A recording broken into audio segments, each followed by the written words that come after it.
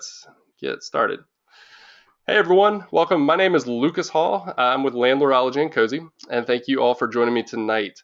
This is an exciting presentation on one of my favorite topics. I know I'm boring, right? I like rent collection, but I really like it because it's income, it is money, it's revenue, and it helps make sure my all of my businesses, all my rental business and properties, all of it just runs smoothly. So without that income, everything starts to crumble. So rent collection is by far one of the most essential parts of being a property manager and a landlord. So as we get going, I'm going to be looking at these questions. Someone's asking, will I turn up my volume a little bit? Sure, absolutely. Let me try to do that. Yeah. No, thank you for saying something now, because I'd hate for it to go in. Oh, look at that. It's all the way up. Okay, maybe I just need to talk closer to the mic. Okay, here we go. So, rent collection. This is what I picture as perfect rent collection. And if what this is basically the trophy, right? So ideally, you don't have to lift a finger to collect rent. It, number one, fits your lifestyle. It's easy to maintain. It has a steady cash flow that you can rely on, and it gives you more time, and it ultimately keeps your tenants happy because you want them to stay around. You want it to be painless and easy for them to pay rent. So the goal of this presentation for me is to communicate these 5 things for you so that by the time we're done, you can make a decision on either keeping or modifying or completely throwing your current rent control method out the window. But I want you to figure out what works best for your business. So I can tell you what I do, I can tell you what other people do, I can tell you what works and what doesn't work, but you ultimately need to decide what is best for your business. So that's my goal, is for you to make an informed decision there. Wow, I see a ton of questions. Okay, yes, and some of them I will get to really quickly. This, for those of you who remember the 80s, this is Uncle Scrooge. He goes diving around in loads of cash every single day. It's his idea of fun. And now, it's a cartoon, but I believe that this is the way rent collection should feel, right? You don't have to worry about it. You enjoy receiving that money, and it just magically shows up. Like, I don't think he even knows, Uncle Scrooge doesn't know where that money came from necessarily. It just kind of showed up in his vault. I feel like that's the way it should be. It just show up in your bank account, and then you can rely on it and even go swimming in it, perhaps. Depends on how many properties you have, I guess. But this is the 3-step approach for quality, flawless, effortless rent collection. It's not just about pulling in the money. I'll say that again. It's not just about pulling in the money. It's not just about getting that check or that direct deposit or the automatic online payments. It's about 3 things. 1, you have to screen quality tenants and select those tenants to make sure that they are wanting to pay. And then 2, set and enforce consequences. I believe, and we can get into this later, but I believe consequences are actually a better motivator than incentives. It's that old story between a carrot and a stick. If you go and you just Google it, consequence versus incentive, you'll find dozens, if not hundreds, of psychological studies over the last 20 years, and almost all of them conclude that a consequence is more effective because it produces regular long-term change, whereas an incentive is really just a short-term change model. So it'll get somebody to do something right then and there, but it won't hold up. And with rent collection, it's all about that steady cash flow. And number 3, make it automatic and make it easy. So that means easier for you, easy for the tenant, and neither one of you have to think about it. So it's truly painful, I think, to write a rent check. I saw a cartoon the other day where it was a GIF on Twitter, and somebody had, like, if any of you have ever seen The Little Mermaid, I have a 3-year-old.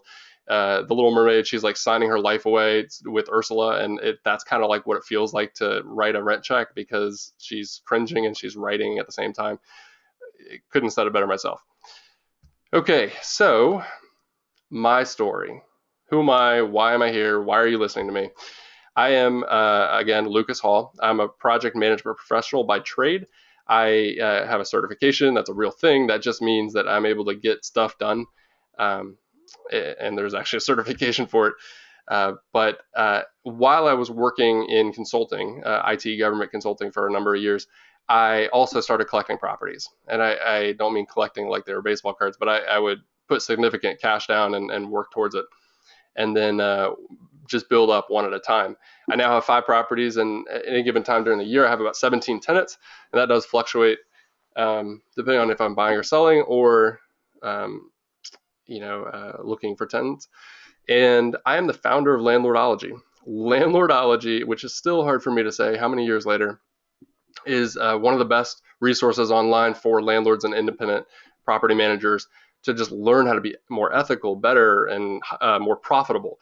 And this presentation is part of that. So I do travel the country at conferences teaching on a variety of things, and I counsel other landlords and property managers and tenants through the process. But I will say that it's important to know that I am certainly not a lawyer in any form or fashion, and I do not give legal advice. So I often have to remind people of that on Landlordology, that I'm happy to help and I'm able to give my experience as a landlord and share what I've learned, because I've done a lot of legal research, but I am not a lawyer. So I do believe that every landlord and property manager should have a lawyer that they can call on a moment's notice. It's good to build that relationship even if you don't need it right now. But I do work at Cozy. I did see there was a question is what's my position at Cozy? I am technically the chief landlordologist. It's a fun little title to say, but it's true. We're studying the art of property management, and so landlordologist just kind of sounded fun. But I'm also the community manager at Cozy. I manage our community of landlords and help them to just be better and more profitable. So that's what I do. That's my full-time job while I manage my properties part-time. And again, I mentioned I was an IT consultant, and I'm a family man and a puppy daddy. I love that. So I'll show you real quick, or tell you a story. I actually bought my first property to impress a girl. Lo and behold, I liked this girl, and she said one day, I asked her how she was doing, and she goes, "Oh, I'm doing great. I bought a house this week." And I said, "Wait, what? I think she was 23 at the time. I was 24, 25, and I said, "You bought a house? Like, how did you do that?" And she wasn't married. She had a low income job at the time, and I just thought, this is crazy. It just didn't make sense to me. And at the time, I had lived in one house my entire life, and then went to college. So the idea of buying properties was just so foreign to me, and you didn't do that until you were ready to settle down, and then you lived in it for the rest of your life. Some of you might be able to relate to that, but it blew my mind. And I liked this girl a lot, and so I said, "Well, what are you doing with it?" And she's like, "Well, I went and got a loan, and then I found a house with 6 bedrooms, or I think hers was 5 bedrooms, and then I went and found a bunch of people on Craigslist to move in with me. They'd rent out the bedrooms, and then they'd pay my mortgage." And sure enough, she was living there for free. She was living in her own house, and her tenants were paying her mortgage. And that works amazingly well if you're single. So that's what she did. I thought, this is amazing. She is smart and pretty, and I want to get to know her better. So what I did is the next logical thing. I I called up her sister, who was her real estate agent, and I said, "Hey, listen, why don't you find me, or can you please find me a house in her neighborhood that is a little bit bigger?" And I was ballsy then. So sure enough, we found a house. It had 6 bedrooms. Her house had 5 bedrooms, and I did the same thing. I went and I found a bunch of roommates, and they paid my mortgage, and even most of my utilities. I think I was paying somewhere like $400, including food, to live for a month. I mean, it was awesome. So sure enough, my plan worked. So if any of you guys, gentlemen out there who want to impress a girl, I'll tell you that the way to their heart is through real estate and diamonds. I'll say that too, and diamonds. But now we have a 3-year-old or almost 4-year-old daughter that we adopted from Ethiopia. This is my wife and my daughter, and she actually had a book come out this week, which is really exciting for her. So we're celebrating by signing a bunch of copies. But my daughter, she's awesome. Anyway, if any of you are ever considering adoption, send me an email, because I think it's one of the best things in the world. It is adoption, real estate. My wife are three of the four passions of my life. My fourth passion is actually my dog. He is a 90-pound golden doodle, and he goes to my tenants' properties with me. And so he is not my rent collection intimidation method, even though he's huge. He looks like a teddy bear, and his name is Bear. And I do take him with him because if I have to do something like fix a toilet or a sink or something like that at a rental property, he often makes the world better because they just love him. So it makes the sink not so bad anymore. That's my tactic for customer service. But this is Landlordology. And Landlordology is the website that I originally built just out of desire to give back. So I had researched the web for countless hours or days or weeks even to try to find just a really great resource for independent landlords. I was an independent landlord. I had one going on two properties at a time. I had a few years under my belt, and I was wanting to know how to get started and improve and profit. And I found a couple good resources, but not enough just for landlords. It was really just all of investing. And then the ones I did find were gurus and people who just wanted way too much money for their courses. So I decided to build it. So I just started blogging my heart out and writing and writing and writing. And sure enough, it took off. And now it's still out there. It's been acquired by Cozy. Cozy was doing the exact same thing with software that I was doing with content. And we were just trying to make the world a better place and improve this rental process. So let me talk into my mic a little bit better. So I built this and had a lot of help from Cozy to make it look really pretty. And so it's free. It's completely free, just like Cozy. So check it out. Again, Cozy is free property management software. It's what I use to collect rent, screen my tenants, and do almost everything with my rental business. It is truly, truly free for landlords and managers. So we make our money off of screening reports like background checks and credit reports. And every time you want to run a credit report on somebody, the tenant will pay for that, or the applicant will pay for that. And that's how we make our money. We make enough off of that. The little bit of profit we make on that covers everything else. So it's profitable and it's a good business, and it's got some of the biggest investors that I know of in the industry. So definitely check out Cozy, and we'll talk about that a little bit more too. Cozy has been doing well. It's been around for 3 years, has about 30,000 landlords and managers, and that has been skyrocketing recently, even more so. We've screened over 10,000 people with credit reports and background checks and applications, and we process millions of dollars every month. I think it's upwards of 140 million now every year. So it's a lot of rent, and it's completely free. The URL is at the bottom there. It's cozy.co, not .com, but .co.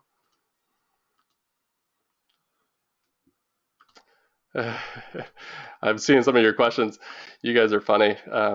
Yes, real estate is also the way to a guy's heart too, for sure. So again, what Cozy does is we do a bunch of things. We do online rental applications, online credit reports, online rent collection, online background checks.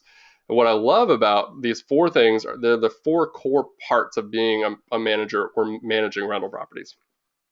And again, they're all free for you. There's a ton of other products out there, but they all cost money, and if they don't cost money, they don't work well. Cozy is amazing. I've saved thousands of dollars every year by using free software like Cozy, and it's saved me countless hours. I mean, I would guess probably anywhere from 15 to 20 hours a month just in time dealing with rent checks and other things, and hundreds of hours a year. So, but basically, what I love about it is it's the full life cycle. So if you're using Cozy, it helps you intake the applicant through an application, and then you can immediately start them on credit reports or background checks. What I do is I actually ask them to fill those out and pay for those as part of the actual rental application. So the first time that I'll see any information from them, it's when they've submitted all three of those things. And it cuts the fat out. It just makes it such a streamlined process, and it saves me lots of time during that screening process. I have a whole nother presentation on tenant screening and the best practices of that, but you'll have to look at the event calendar to find the next one. So we'll touch on a little bit tonight, but not a whole lot. And then rent collection. So and then if you find somebody that you like, you get them set up with online rent payments, and life's golden until they decide to leave. And then you can just start with the application and go through the screening process. Yvonne is saying, what state am I in? I am in Virginia, but I'm in the DC metro area, so I touch a lot of DC as well. Okay.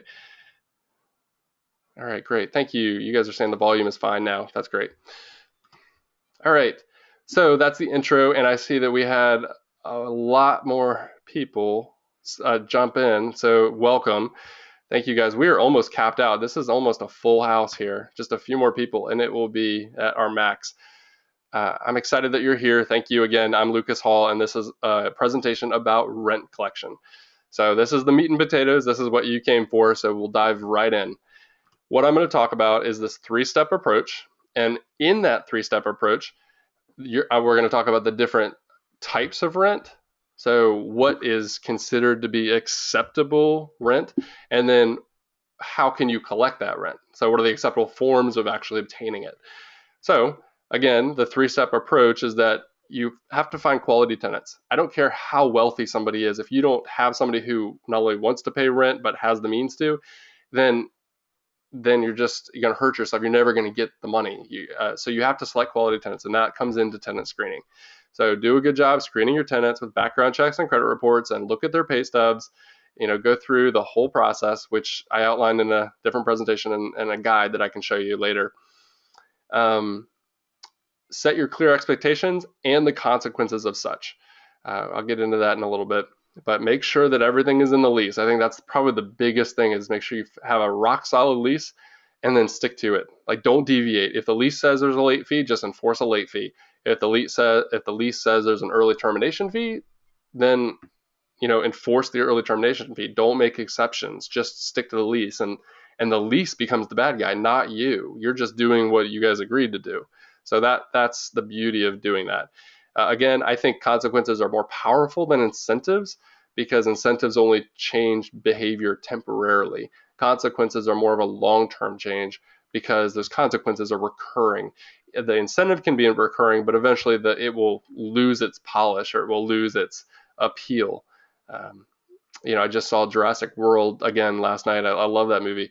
And one of the things they say is that, hey, we need to build this new genetically modified dinosaur because when people look at a stegosaurus, it's like looking at an elephant at the zoo. Kids don't really care about elephants anymore because they're in every zoo in America, and they've been around for a long time. We grew up talking about them, and now they're saying stegosaurus is the same way because you can see them at Jurassic World. And so they had to build this other thing. It's kind of the same thing. Anyway, and the last part is automatic rent payments. Make it easy and make it quick and effective and painless for your tenants to pay you rent. And I'm not kidding. If you do that alone, if you just make it easy and painless for them to pay you rent, they will actually thank you.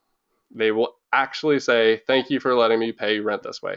It's happened to me. It happens to me a lot. And when I tell my future tenants, when I'm signing a lease with them or interviewing them as part of an application, and I tell them that I let them pay their rent online, you should just see their eyes light up. It just is like, oh my gosh, like, thank you. Because most people, I think most companies don't do that, or at least most small landlords don't do that. Bigger property managers do, but then they also have all kinds of extra fees involved, and it's a different beast. Like, big apartment buildings are a different beast. So companies like Cozy are making it possible for everyone. Okay, so the three-step process, right? So number one, quality tenant screening. Are they able and willing to pay rent? And I think that is critical because, as I mentioned, those are the two things. If you write any two things down, you write down able and willing to pay rent. They might have $1 million in the bank, but they also have a chip on their shoulder. Or maybe they don't like authority, or maybe you remind them of their dad, or maybe they just are angry because they wanted a dog and you said no. This idea that they actually want to pay rent. There are people out there that want to be good with their bills and their money, and so those are the tenants you're looking for. But that attitude is nothing if they don't have the money or the income. So I don't really care necessarily if they have a job. Now, don't quote me on that, but basically, I don't care if they have a job. They just have to have the money. So I'm not going to accept money from an aunt or somebody like that, but I am going to accept money from them, and I don't really care where they get it from as long as it's steady and regular. So the good example is I had somebody who applied for a $1,600 a month studio that I had, and he only made $1,200 a month. And I just said, hey, listen, man, you sound great, but no, thank you. You just can't afford it. I don't even know how you're going to eat every month. So I just told him no, thank you. And he goes, oh no, wait, I actually have a lot of money. I have a trust fund that's in my name, and I get monthly checks from that already. And I said, oh, well, why didn't you put it on the application? He goes, oh, I just thought you meant my job. That's what I make at my job. So sure enough, he said he had $2 million in the bank in his trust fund, and he was getting paychecks from that. So instead of going through the process of actually verifying that, it was only a short 4-month lease, and I just said, hey, listen, if you can just write me a check for 4 months plus a deposit right now, then you're instantly qualified because you check out everywhere else but just the money. So sure enough, I got a check for $8,000 the next week, and problem solved. So no job, but definitely qualified. This is a slide that I like to put up, and typically I try to put just lots of pictures up and just talk to the pictures, but I think sometimes people want to actually write things down. So if you want to take notes, this is a good slide to take notes from. This is a question I've been asked a number of times after I give a presentation. It's like, that's great that you told us about tenant screening, but what do you do? And this is it. So I require that all of the income, the total household income from a tenant, or the household, I should say, any of the tenants together, is 2 to 3 times the rent.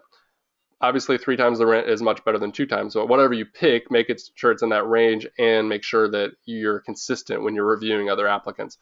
But 3 times the rent, for example, if rent is $1,000, make sure that they make $3,000 a month as a household.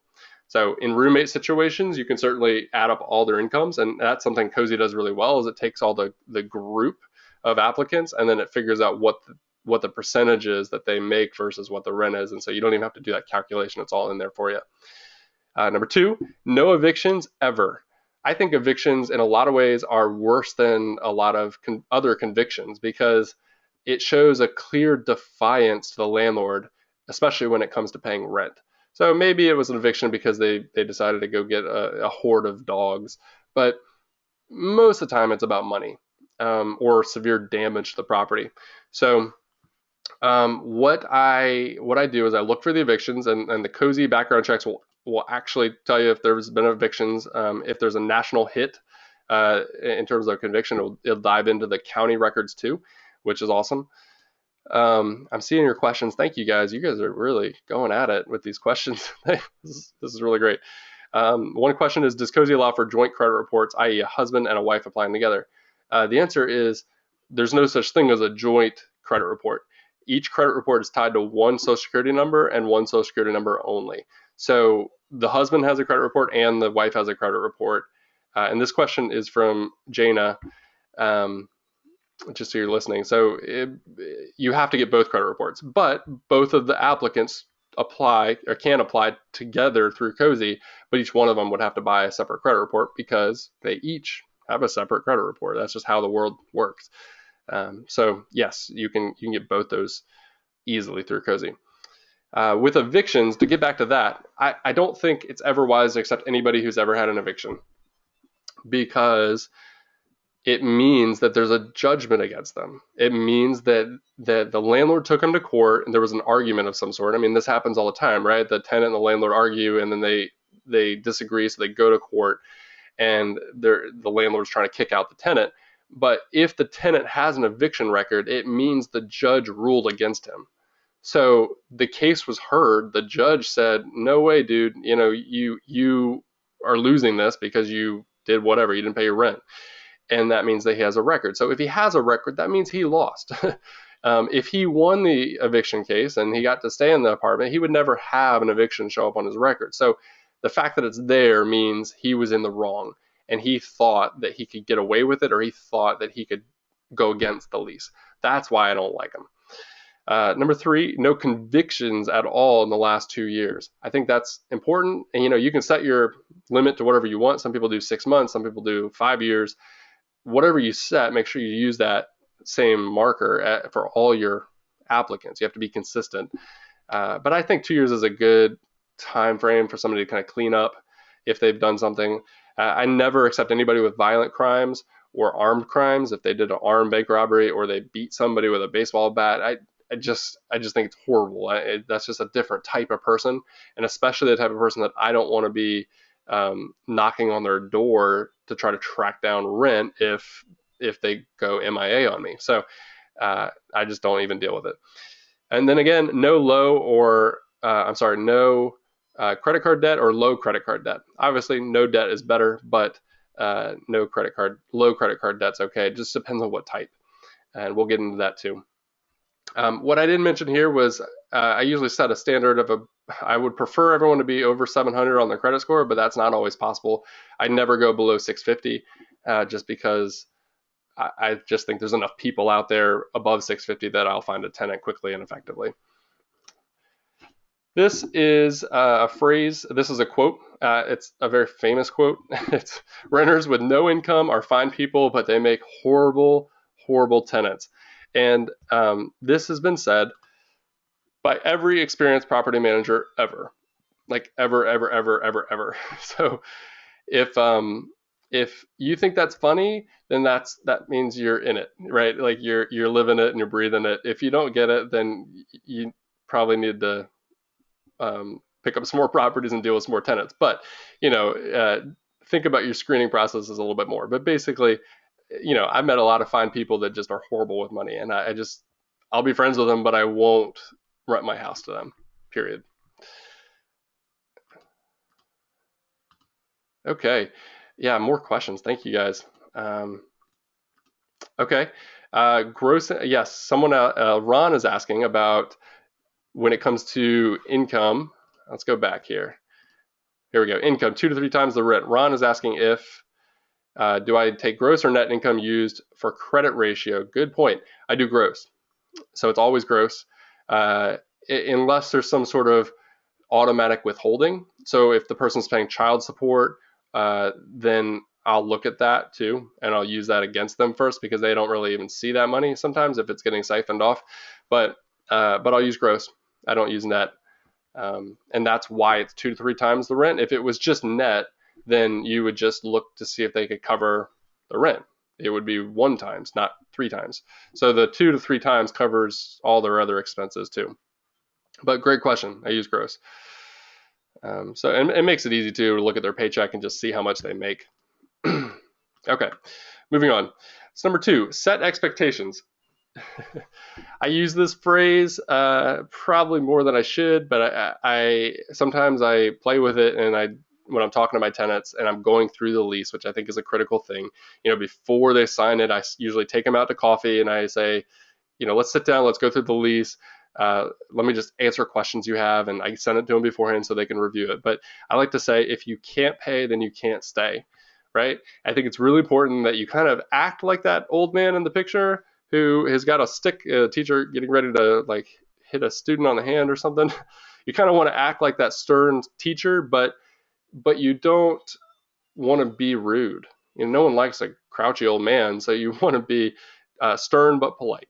So what I do is I just tell them, listen, this is the way it is. If you can't pay, then I'm going to fine you a late fee. If you don't pay the late fee and don't pay up, within the notice period, so I'll give you a notice to pay or quit. If you don't pay or quit, then I'm going to terminate your lease and then file an eviction, and then we're going to go to court. I'm going to ask for the judgment for the rent, not any fees, and hopefully I'll get those fees covered too. And then once I get that judgment, you'll get kicked out by the sheriff, and I'll proceed to try to collect on that debt. It'll ruin your credit. I'll even try to garnish your wages if you work somewhere that I know I can garnish your wages, and try to get a court order for that. So, I just rattle off a bunch of stuff, which I talk about in the tenant screening webinar, but that stuff will scare them. And I want to make sure they understand there are consequences to their actions. So if I set the tone up front to be stern, then I can always lighten up later. I want to be friends with them. I want to have that good, healthy customer service and customer landlord-tenant relationship. So I think it's better to set those tones high and then lighten up over later on if you need to. But it's so much harder to go the other way around. Okay. Yeah, more questions. You're a lively bunch. This is great. Okay, so to set those expectations, use a rock solid lease and stick to it. Go find yourself a really great lease that covers a lot. Don't ever use something that's like a page and a half, even if you get compliments on it for being simple, because unless it's in like 0.4 type, there's no way it can cover everything that you need it to cover. So if you go online to Landlordology, we have a section called the directory, and in there's a bunch of legal forms websites. Those are all curated legal form websites that I approve of and I've used at some point in my life. And I think they just have a great product. I don't make any money off of any of them. There's no affiliate relationship. I just think they're great. So I've got nothing to gain, but just go check them out. I think that you'll find one that you might like, and you'll be able to find a good lease there. To save yourself some money, you could always get that template and customize it for your state, or I should say it will come customized for your state, and then you can customize it for your purposes too. But then take it to a local attorney and just pay them, $30, $50, maybe $100 if you've got a high priced attorney, to just spend 10, 15, 20 minutes looking at it and give their stamp of approval. So I think that's always wise. Be as transparent as you can. I think transparentness is equal to trustworthiness. There's no way a tenant is going to respect you or treat your property well unless they trust you. So that's the first step. And I think the way to build trust is just to be honest about everything. So don't try to pull any fast ones over them. Don't hide any fees. Make sure you disclose any negative parts about the building so that they don't get there and then realize, oh, the toilet doesn't work because it's never worked. That kind of stuff just isn't going to go over well, and you'll find yourself with a bunch of vacancy. Number 3, I mentioned this earlier. Sit down, review your lease with your applicants. I love to do this if they're local. If they're not local or they're coming from far away, or I just don't have the time, I will do an online signing through who do I use? There's CudaSign. What is the other one? I just used it. Shoot, I'll think of it in a minute. Anyway, really great lease signing or digital signing companies out there that are free usually. And then number 4, emphasize the consequences. I beat that one to death. But just make sure they understand what is going to happen if they don't follow the lease. So these are the possible consequences, which I actually rattled off earlier. I just got ahead of myself, I guess. Use a one-time hefty late fee. So what I do is, if your state requires a grace period, which most states actually don't. I think there's only about 15 states that require grace periods.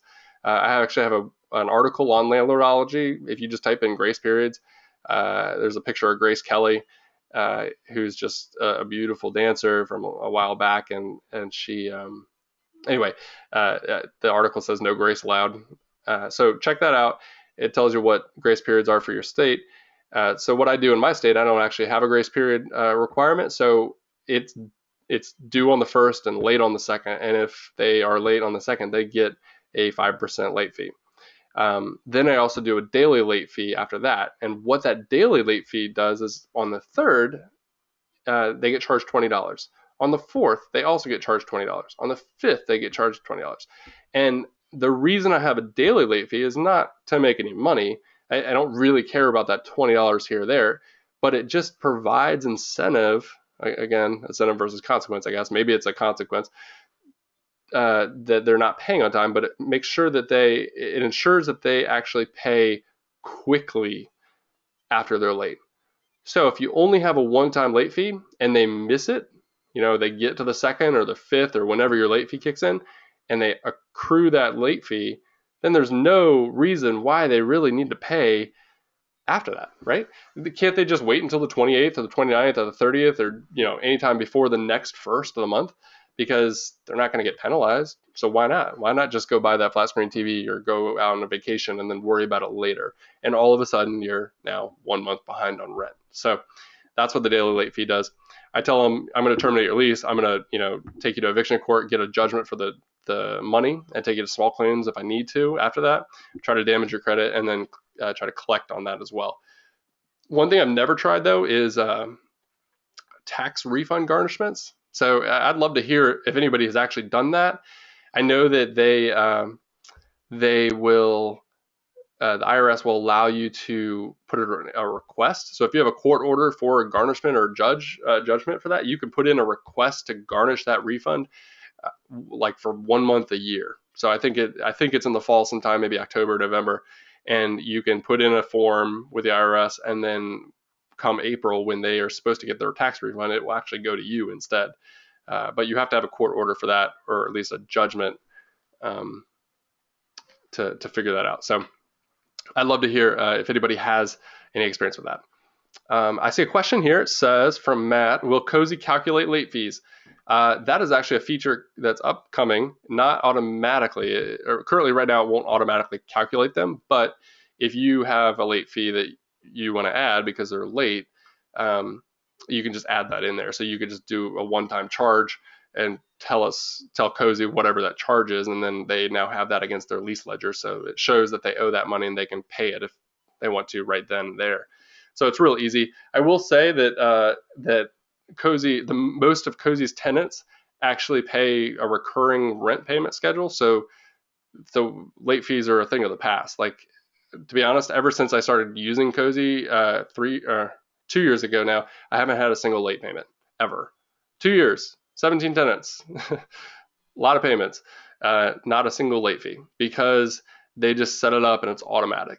So I hope that's the same consistency with all of them. I know that we don't get a lot of late issues at all. We process $140 or $160 million in rent a year. So, okay, this is also something out of my lease. Again, I'm not a lawyer, so please check your state laws on this. But what I do, and this is a summary phrase, what I do is I take all of the possible numerical amounts, all the money, all the dollar amounts, all the fees, anything that's in there, and I will put them in a little table at the end of the lease, and I will just attach it. You won't find anything like this in a template document that you might buy online, but just you can make it up in Word, and then just add it to the end, like right above the signature block.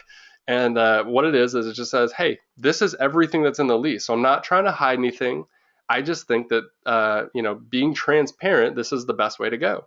So this is what you're going to get charged. If you break these rules, this is what happens. And it's just a nice little summary. I can't tell you how many tenants I've had when I'm going through the lease.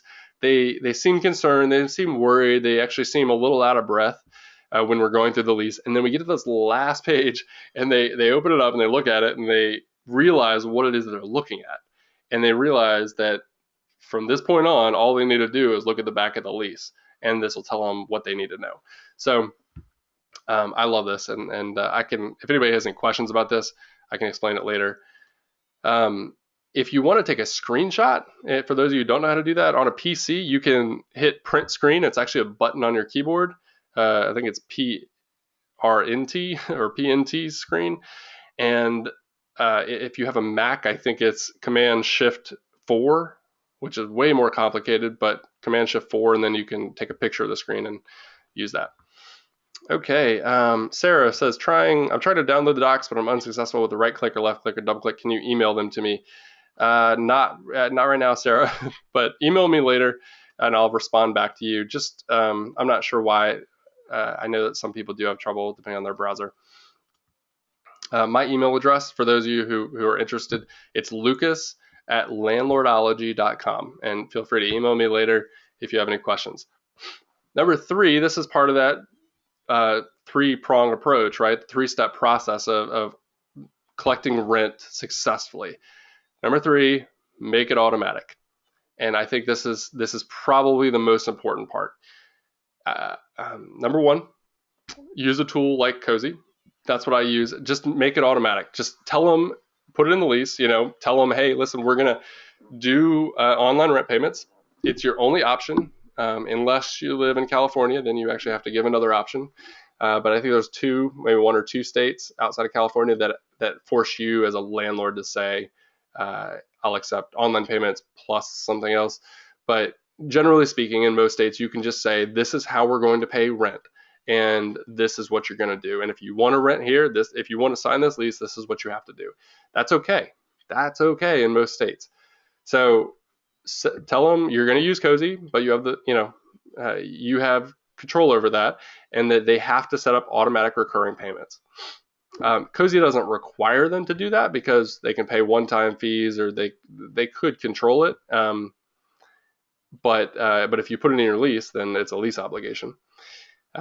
As I mentioned below, this is the Civil Code 1947. That's California. California is a big state, has a ton of landlords, and it is the majority of interest we get in terms of like late fee laws and stuff. So anyway, if you live in California, that's the code saying that you have to allow something other than electronic transfer in addition to electronic transfer, but most states don't have that kind of law. Okay. Now, a chicken. So what is rent? And this chicken is odd, but I'll get to that in a minute. So what is rent? We're going to go through the types of rent. Let's see. $8.50. Wow, guys. Okay, we're going to blow through this, and then I want to be very respectful of your time. So types of rent. Cash. Cash, cash, cash. Cash is king. No, no, no. I do not accept cash. Do not ever accept cash. Cash has no paper trail.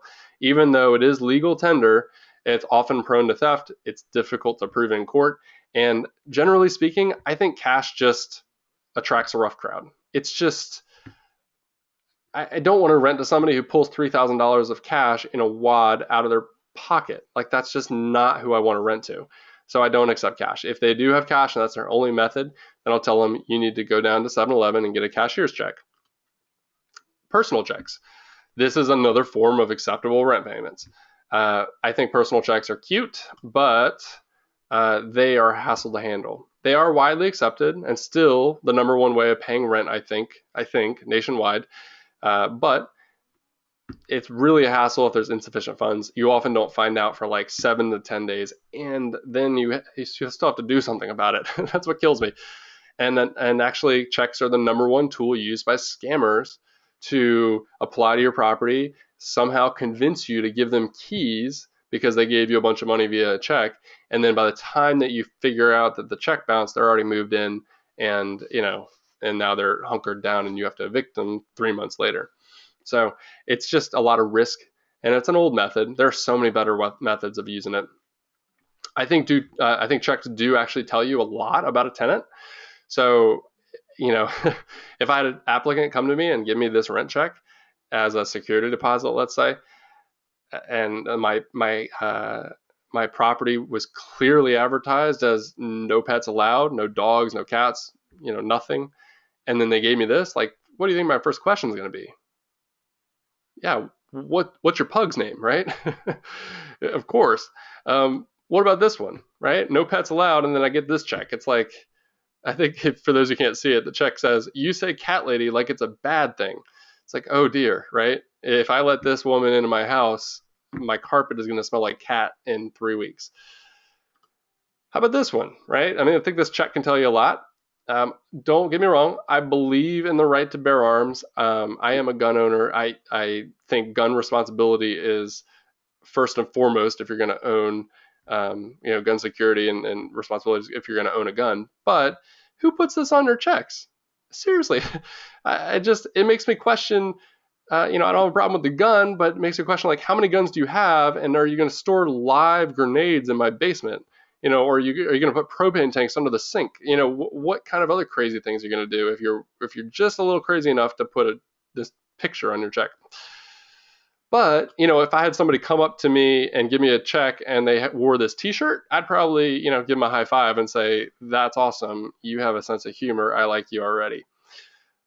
That's funny, right? Right, bear arms?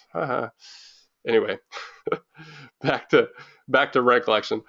Certified checks.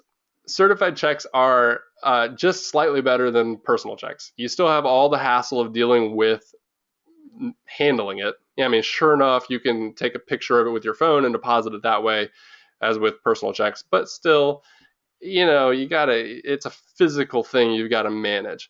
And I think it's more effort than it's worth. But if you do accept checks and you have to accept checks, then certified checks are the way to go because they're guaranteed funds. Another way of acceptable rent is to just send it electronically. This is kind of also a rent collection method, but send it electronically. It's easy. Uh, the easiest way I think for electronic transfers to happen is through online rent payment software. Like Cozy is one of them. Cozy is great. It's free. But number two, you can also send it from bank to bank. So from Wells Fargo to Bank of America, and there's usually either a delay or a small fee involved with that, depending on your bank. Three, if you and the tenant both have like a Bank of America account, then you could just transfer money between the two of you using your username or even an email address, and that's quicker because there's no ACH process involved. They just move it around internally, but it either involves you giving your username or your account information to your tenant, which is a huge no-no. Huge. I know that some of you are probably raising your eyebrows, but generally speaking, I think it's completely unwise to give your bank account routing or account number and routing number to a tenant. And granted, they can look up the routing number on the bank's website, but your account number is critical. The main reason is that if you give them your account number, which I'll get into this later, I just can't help it. I love talking about it. If you give your account number out, then they have unrestricted access to deposit money. When that happens, let's say they fail to pay rent and you try to evict them, and they wait until the couple days before the hearing or the summons or whatever, and they go and they deposit $3 into your account. Well, sure enough, that counts as collecting rent. Now you usually have to start the whole eviction process over because you've successfully collected partial payment from them, and you now have to give them another month or give them whatever your county rules are. So it just throws a wrench in the whole plan. So I never give my account numbers out to a tenant. Number four, e-payment websites like PayPal. PayPal is great for transferring money, but little do people know that in their terms of service, they actually say that rent is considered a business. It is. Rental properties are a business. So if you're collecting rent through PayPal, they want you to have a business PayPal account. Well, surprise, surprise, a business PayPal account comes with a 3% or 2.79% fee for every dollar that you transfer. So if you start looking at rent and it's $2,000 or $3,000 or $4,000 a month and you're processing that through PayPal, you're going to go broke. You might as well pay for a property manager at 10% to do everything for you. So I don't like PayPal. And if you try to do it on a personal account, chances are you'll get caught. I had a buddy of mine who was doing it through PayPal on a personal account, and PayPal found out about it. They do these audits. They have really smart systems to figure this out. And all they did was they sent an email and said, congratulations, you broke our rules. We're shutting your account down until you upgrade to a business account. Well, they sent him that note on the 28th of the month. So he had a few days to figure out what he was going to do, and he had a couple tenants who just, he didn't get their money for like 15 days because he was caught off guard. So don't mess around with that. That's all I'll say. Credit cards. Credit cards are also a fantastic way to pay rent because oftentimes somebody will let them, some card will let them collect miles or collect points or get gift cards or whatever. But the downsides are a tenant will often have to pay a 2 or 3% fee if for some reason, you didn't pay it, I guess. I just don't think a landlord should ever pay that fee for a tenant. But a tenant can also charge back or dispute it, which means they can just deny that payment. A great example is if they're paying by credit card and they pay that last month and then they move out and they don't think you should really get the whole month. Let's say they move out early for some reason and they want part of their money back, even though their lease says they can't get it. They could just dispute it. And chances are that unless you are really on top of your documentation, that the credit card company is going to side with their customer, not you. So merchant accounts and terminals are also a hassle. That's if you're taking swipe cards, or if you often have to have a merchant account with a bank. They used to be really expensive. Sometimes terminals were like $700, but it's getting cheaper and cheaper. And now things like Stripe or even Square, you can get the card readers for your phone. Those work great, but still, who wants to pay 3% on thousands of dollars. So another form of rent collection, or another form of rent payment, I should say, is on-site labor. So this is a perfect example. So when you have tenants who may help you out around the place, around the farm or whatever, this is really common in the Midwest, and it used to be common probably decades ago, more so across the U.S. But it's where a landlord has a farm, they need help, they'll hire a bunch of hands to live in the on-site property, and then as their rent, they'll work the fields, and then plus they'll usually get like a minimum wage to go with it. But it's a great way for somebody to have people on site all the time, and it's worked for many years. Some ideas is that you could probably hire somebody to fix up this shed. If you have a shed that looks like that in your backyard, if you've got a carpenter or a tenant who's a carpenter, you can always ask them to just build you a new shed, and that would be the rent payment for a month or two. You could ask them to fix the door in the bathroom that doesn't shut properly, literally doesn't shut properly. They could take do whatever they need to do, remodel the bathroom just to make sure that they can shut the door. It's a great example. If your tenant is Bob Ross, maybe they could paint a room for you. I think if Bob Ross was my tenant, maybe I'd have him paint some mountains or some happy trees or something on my wall and just make a mural and tell him he could take a few $100s off rent. But you can do whatever you want. You can come up with all kinds of creative solutions to help them pay rent to you. Another great example is what I call offsite goods and services. And I have a picture of a Saab 9.5 here because I actually had a friend who was a landlord, and he had a tenant who was leaving the country for good. And this guy said, "I'm going back to England. I'm never going to be back. I owe you 3 months worth of rent." And it was expensive. It was in a nice house in DC. And he said, "I don't have any money. I'm going back home. That's why I don't have any money. But I do have this car, and I don't want to ship it to England. So if I give you this car, will we just settle the debt?" And he said, "Sure," because that Saab was worth so much more than what he owed, and it was a nice deal. Everybody won. And he kept that car, actually. I thought he was going to sell it, but he kept it. So good for him. But you can do anything. It doesn't have to be cars. It could be a tradesman's service. Like, let's say for offsite services, it could be a good example, tradesman's service. A good example is I had another friend, a landlord, who was renovating an entirely different property, bought a fixer-upper, he gutted it, and it needed all new electrical. Well, one of his other tenants was a few months behind and said, I think it was like $2,500 or $3,500 behind, and said, "Hey, listen, man, if you come rewire this whole house, this other house, then we'll call it even." And this tenant was a master electrician, so he did about $5,000 worth of work, and then canceled out the $3,600 debt. I mean, that's a good deal, no matter how you slice it. So you can barter for those services. If your tenant had some valuable art or jewelry, they could obviously trade that for rent, I suppose. Livestock, that's common in the Midwest, where there's cattle and chickens and other things where you can trade a bull. I know that sounds different, but that is real. That happens. That's hence the chicken on that other page. But just don't do anything illegal. A good example I like to give is,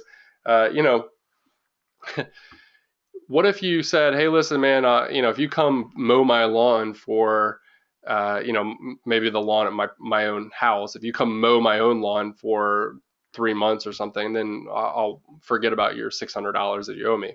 Well, what if that tenant says, "Sure, that's great," and then the day he's supposed to show up, sends his 8-year-old kid over to boot up your lawnmower and then mow your lawn?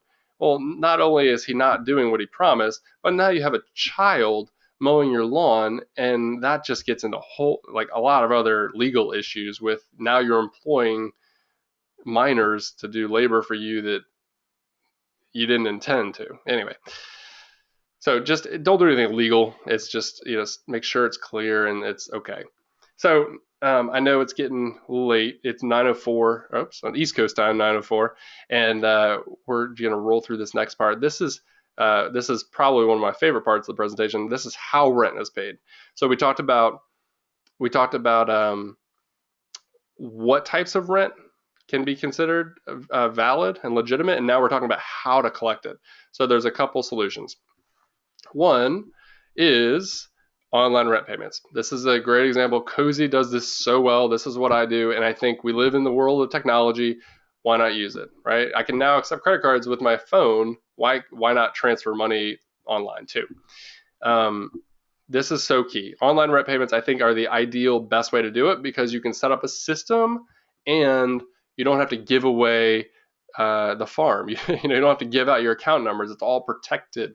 And not only is it just processing rent, but most of these tools have all kinds of other things involved. Like Cozy has built-in tenant screening. You can get credit reports, background checks, all that stuff, as well as online applications. And then you can manage everything really well.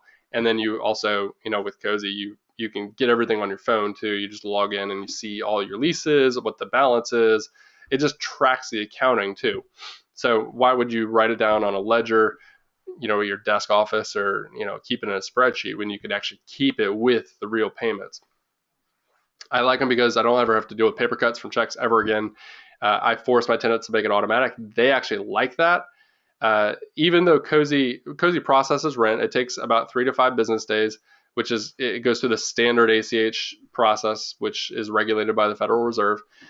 Even at its peak, at 5 days, let's say, that is still quicker than sometimes when you accept a check from a small bank. And then heaven forbid, if the check bounces, you're not going to find out for 7 to 10 days. But with electronic payments, you'd find out right away. It's really, really easy. And like I said, I haven't had a late payment since I started using Cozy. If that says anything, that speaks a lot to me. So bank transfers, I did touch on this. This is bank-to-bank money transfers. It's different from online payments because online rent payments, you need a third party like Cozy to kind of manage that process. But what I don't like about bank transfers is that it requires you to give out your account number. The tenants can make those unauthorized payments, like I said, where they can just go deposit money when you don't want them to because you're trying to evict them. And oftentimes with transfers, there's a transfer limit. Look at the fine print whenever you log in to do an external transfer at your bank next time. Look at it. Sometimes it's like $2,500 or sometimes it's $1,000. And if your rent's more than that, then your tenant isn't going to be able to do that. So I just don't like bank transfers. But I would say if you aren't going to do online rent payments, then this is another good option, as long as you don't have to give your account number to a tenant and you can restrict their access when you need to. Some banks will have what they call deposit-only ATM cards. These are these are just like your ATM card, except it's tied to your account. And you call the bank and you tell them to put it in your tenant's name, and they will send a little deposit card to your tenant. And then they have to go to the ATM and they can use it for deposit only. They can't withdraw money, and they can only use it at an ATM or at the teller. And then if you need to turn it off, you just call the bank and tell them to cancel the card. So that's the better alternative, I suppose. But the downside is it's not easy for the tenant. You still have to deal with a card, and they actually have to go to your bank to deal with it. So that's not easy nor convenient or anything. So I just don't think any of that's good. But if you are going to do it, check out the ATM or the deposit-only ATM cards. Online bill pay, I think all of us probably at some point have had some experience with online bill pay through whichever bank you have. They all have it. It's where you can pay your electric bill and it's all tied together, and it's really fantastic. However, it's not great for rent because though it's online for the tenant, the landlord will still receive a physical rent check, and it still goes through the Postal Service. So that just in itself adds additional risk. And it still means that I, as a property manager, have to deal with checks, and I just don't want to deal with checks. Don't have to deal with checks. The Postal Service, as I mentioned, with checks, they're often mailed. The Postal Service, I think, just adds unnecessary risk. I love the Postal Service. I get cards from, my parents on my birthday, but it just, for money, I'm sorry, why would I wait like upwards of 7 days to ship something? It just baffles my mind. I think the Postal Service has its has its perks, but I read somewhere that I think it was a study that the Postal Service did, and their percentage of lost mail is like 3%.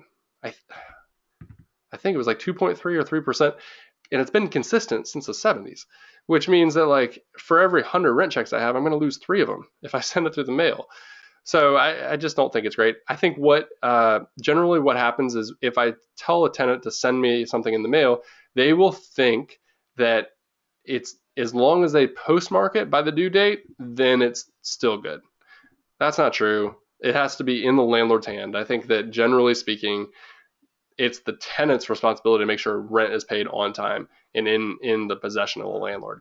Um, but if you do it by mail, you're going to have times where they just say, "Oh, I'm sorry, it's not my fault. The post office was closed on Sunday." It's like, well, you didn't have to wait till the last day. So anyway, unnecessary risk. But if you are going to do this, please just go buy 12 post-dated stamps, or not post-dated, go buy 12 envelopes and put stamps on them and put your address on them. So it makes it incredibly easy for them to slip a check in there and mail it. They don't have any excuses. All right, the red door, and this is not the red door spa. This is going to their house and collecting it. Collecting rent in person. And you typically don't see this unless you as the manager or landlord kind of work or live in the same building. So for multi-unit housing, this is common where you say, hey, just drop it off in unit 1A and I'll get your rent check that way. That's just bad. I think it sets the wrong precedence. It says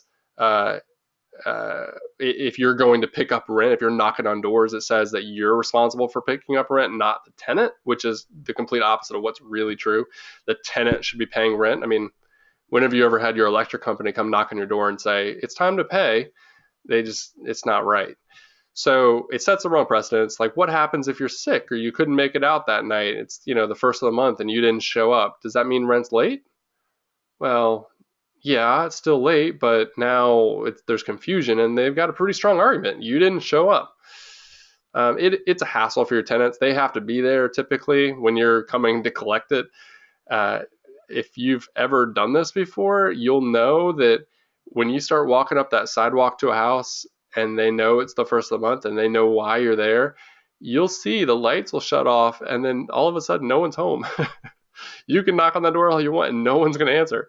So then you have to now give notice to come back a second day and then try to collect rent then. And they're just not going to be there conveniently until they have the money to pay rent. So it doesn't save you anything.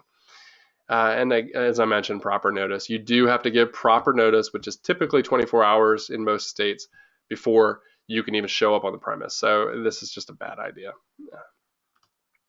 Drop boxes.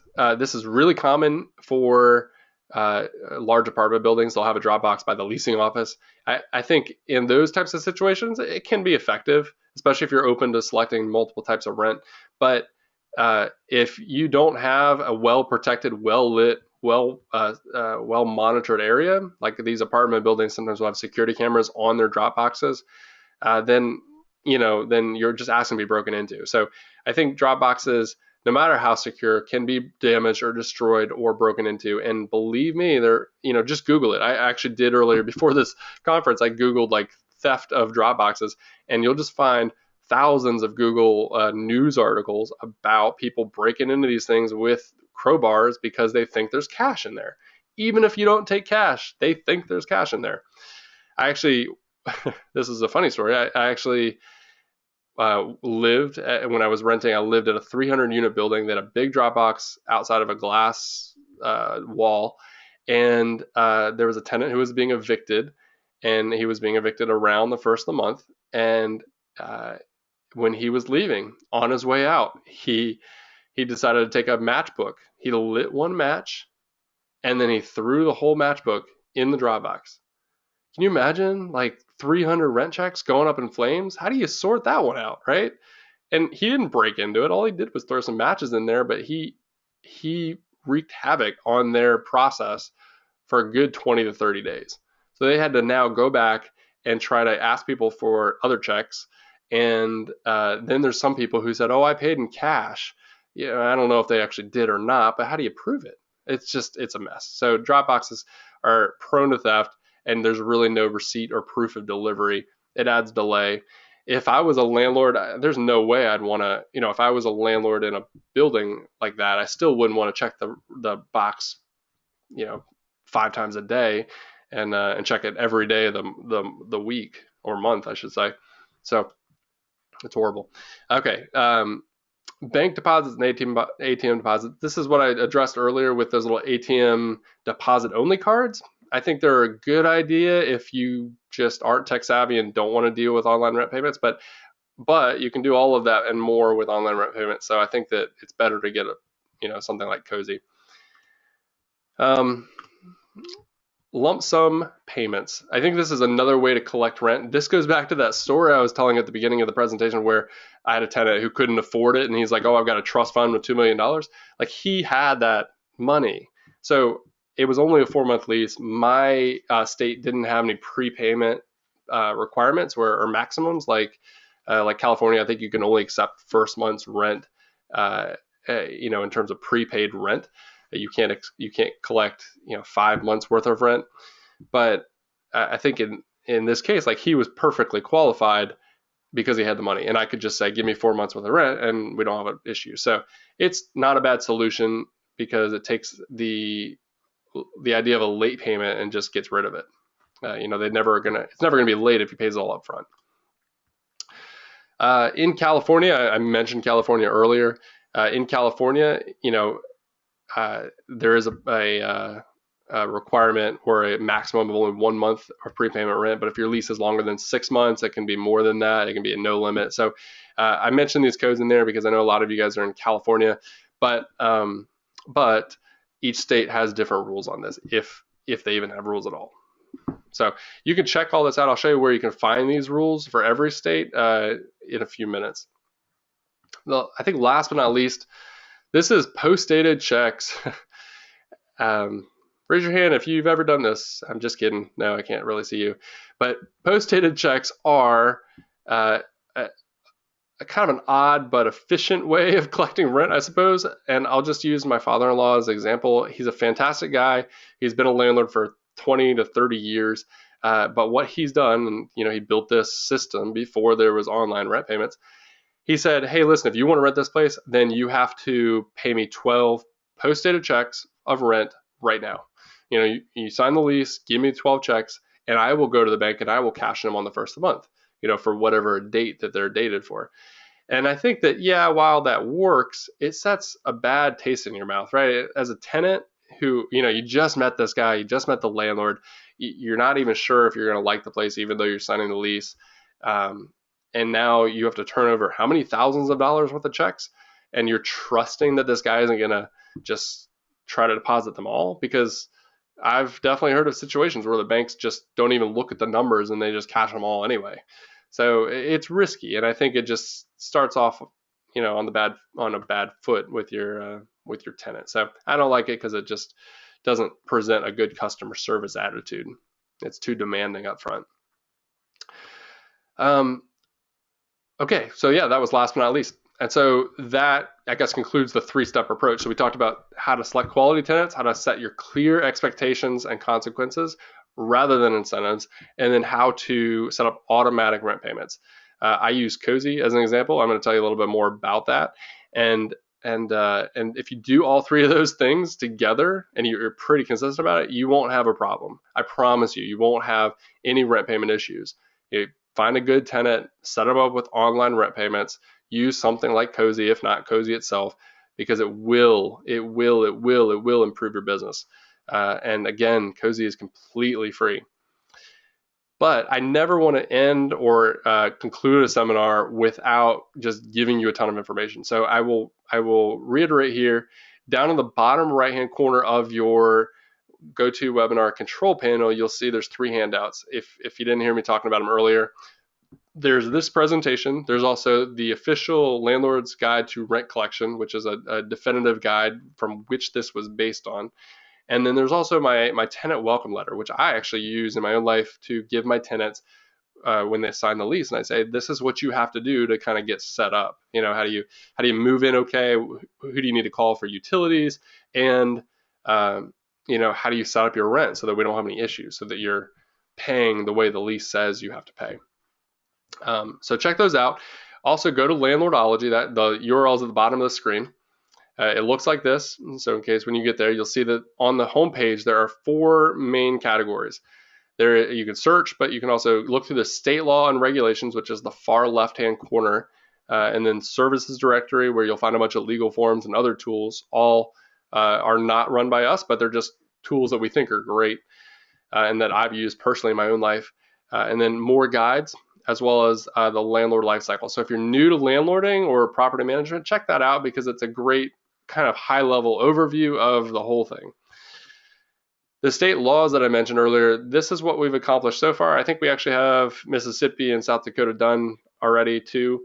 Check it out. There's the URL, and when you click on them, you'll see examples. For example, California, there it'll go through, and I can't scroll because it's a picture, but you'll see a ton of great summaries and then what the statute is with a link, so you can go verify it yourself. We're not making this stuff up, and we can prove it. You can also see there's 1,439 comments.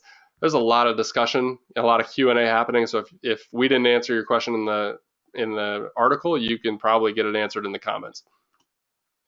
These are the guides. One of them is linked and for download in the handouts section of your GoToWebinar panel, which is the far left green book.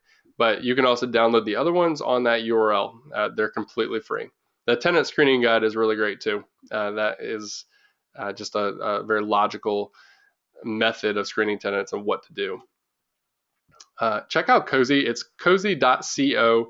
Please, it has changed my business, and it's completely free. No other tool on the planet lets you collect rent for free and screen tenants for free and collect online applications for free. Again, we make our money off the screening reports that the tenant pays for, but it's completely free for you, the whole thing. And we're adding new stuff every month, actually. I just be on the lookout next week. We're doing some really cool stuff with listings. So that's really exciting. So what I want you to do is if you have a question, which I know it's about 9:20 or 5:20 or 6:20 West Coast. It's 9:20 East Coast, and I will answer questions as long as you guys want me to. So I know if you need to take off in 10 minutes, that's great. Thank you for coming, but I'll stick with you as long as there are questions there. I will try to answer as many as I can. And if you have further questions later down the road, tomorrow, the next day, whatever, just send me an email. My email is lucas@landlordology.com, and I hope to hear from you. So, all right, let's go through. I'm going to try to go through these questions in the order that they were asked. So I know that you can't see them all, but let's see what we can do here. Okay. Oh, Ted. Ted asked, what is the meaning of life? Thanks, buddy.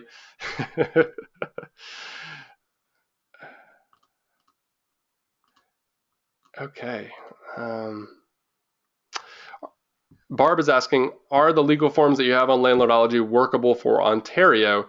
You know, some of those sites that I mentioned do have Canadian forms that work in Canada and Ontario. So definitely, I don't know which ones, but go to the directory and look up. There's only about 6 sites that I recommend. Look at each one of them, see if they do, and that you can find it that way.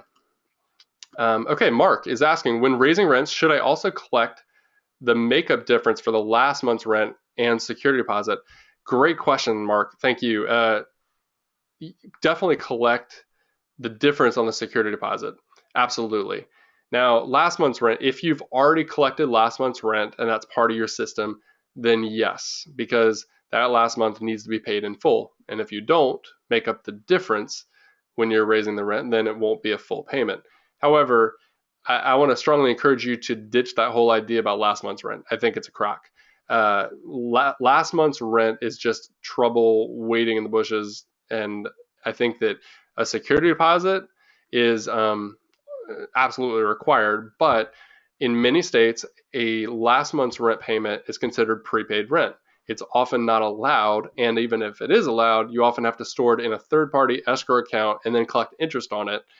And then, and I think worse than that, I think tenants just forget about it. I think that, I've heard of landlords who collect last month's rent and then they also get a last month's payment from their tenant because they just forgot. And then now you're stuck having to refund money that maybe you wouldn't have had to refund before. Worse than that is that most states, if they do allow last month's rent, then you have to use it for last month's rent. It's a common scenario is, let's say the tenant does, pays a $2,000 deposit and then they do $4,000 in damage to your property. Well, you have $2,000 in security deposit and you also have $2,000 in last month's rent, perhaps. Let's say they vacated early or something. Legally, you often can't use that last month's rent as security against damage because it's last month's rent. So I would say if you want more security around it, because that's really what last month's rent is anyway, if you want more security, just collect a bigger deposit. Just get rid of the idea of last month's rent. If you want more money, just collect a bigger deposit. Most states will allow 2 to 3 times the monthly rent in security deposit. Some states only allow 1 month, which I think is low, but almost all states do at least 2 months. So sorry, that's a long-winded answer. Hope it helps. Okay, Matt. Matt is asking, Cozy is free, but does it accept credit or debit cards? I'm glad you asked. Currently it does not, but very, very soon it will. And again, that will be free for you. So there's any sort of credit card fees that the card companies might impose would be paid for by the tenant if they opted for paying that way. And for a lot of people, paying by credit card is still worth it with that fee involved because they get all kinds of extra bonuses. So it's sometimes they do it, or maybe it's a business account or something. Ashley is asking, I gave my renter a lot of leeway on rent. How do I rein him in now because rent has been late and in multiple checks? How do I change his behavior? Should I kick him out or work with him? That depends, Ashley. So it sounds like you weren't stern but polite in the beginning. You were just polite. And I think that now the consequences are that he feels like he can walk all over you and just do whatever he wants because you've allowed it to happen. Changing behavior, not just tenant behavior, but changing behavior is one of the hardest things in this world. Whether you're an employer trying to change an employee or a landlord and a tenant or whatever, or a family member trying to change a child, let's say, it's just hard. So if you have a lease with him, you have to stick with that lease. If he is not paying rent on time, maybe best case scenario, if he pays in full, if he gets caught up and then he doesn't pay rent on time the next time, then just implement the lease. Stick to it. Just say, listen, there's a late fee and I'm giving you the pay in full or quit notice now. Usually it's like 3 or 5 days of time that they would have to pay that rent in full or they'd have to vacate. So if you get to a part where you're kind of starting over and you're all caught up or he's caught up, then really lay down the law and just let him know, hey, listen, I've gotten some advice. I need to be strict and we're going to follow the lease. No more easy street. But if he can't get caught up and you don't think he's going to pay, then you might want to try to terminate his lease. Like go ahead and send him a pay now or quit, 3-day pay to quit, pay or quit. I can't talk today. Notice and then see what happens. If you're in really deep, maybe you should talk to a lawyer about it to try to recover some of that money. Okay, Yvonne is saying, so you being in Virginia, how long before we get paid? I'm in Washington. I'm not sure what you're asking, but how long before we get paid? Maybe you're talking about how long the transaction times are for Cozy. It's 3 to 5 business days. No matter where you are, as long as you have a U.S. bank account, it'll go there. If I misunderstood, please summarize your question again. Okay. Another question from Yvonne saying, how do you get them to pay? Get them, meaning tenants. How do you get tenants to pay for damage like a broken window? Well, sometimes you can't. You can't get blood from a rock, right? Or you can't force somebody to pay you. That's what judgments are for, and even that's hard. But that's why you collect a security deposit. So if you want security against a broken window, collect a security deposit and then just keep it. You have to itemize damages. So whatever that window costs, let's say $600, you would itemize that and send it back to them after they move out and say, I'm keeping $600 of your deposit for this window.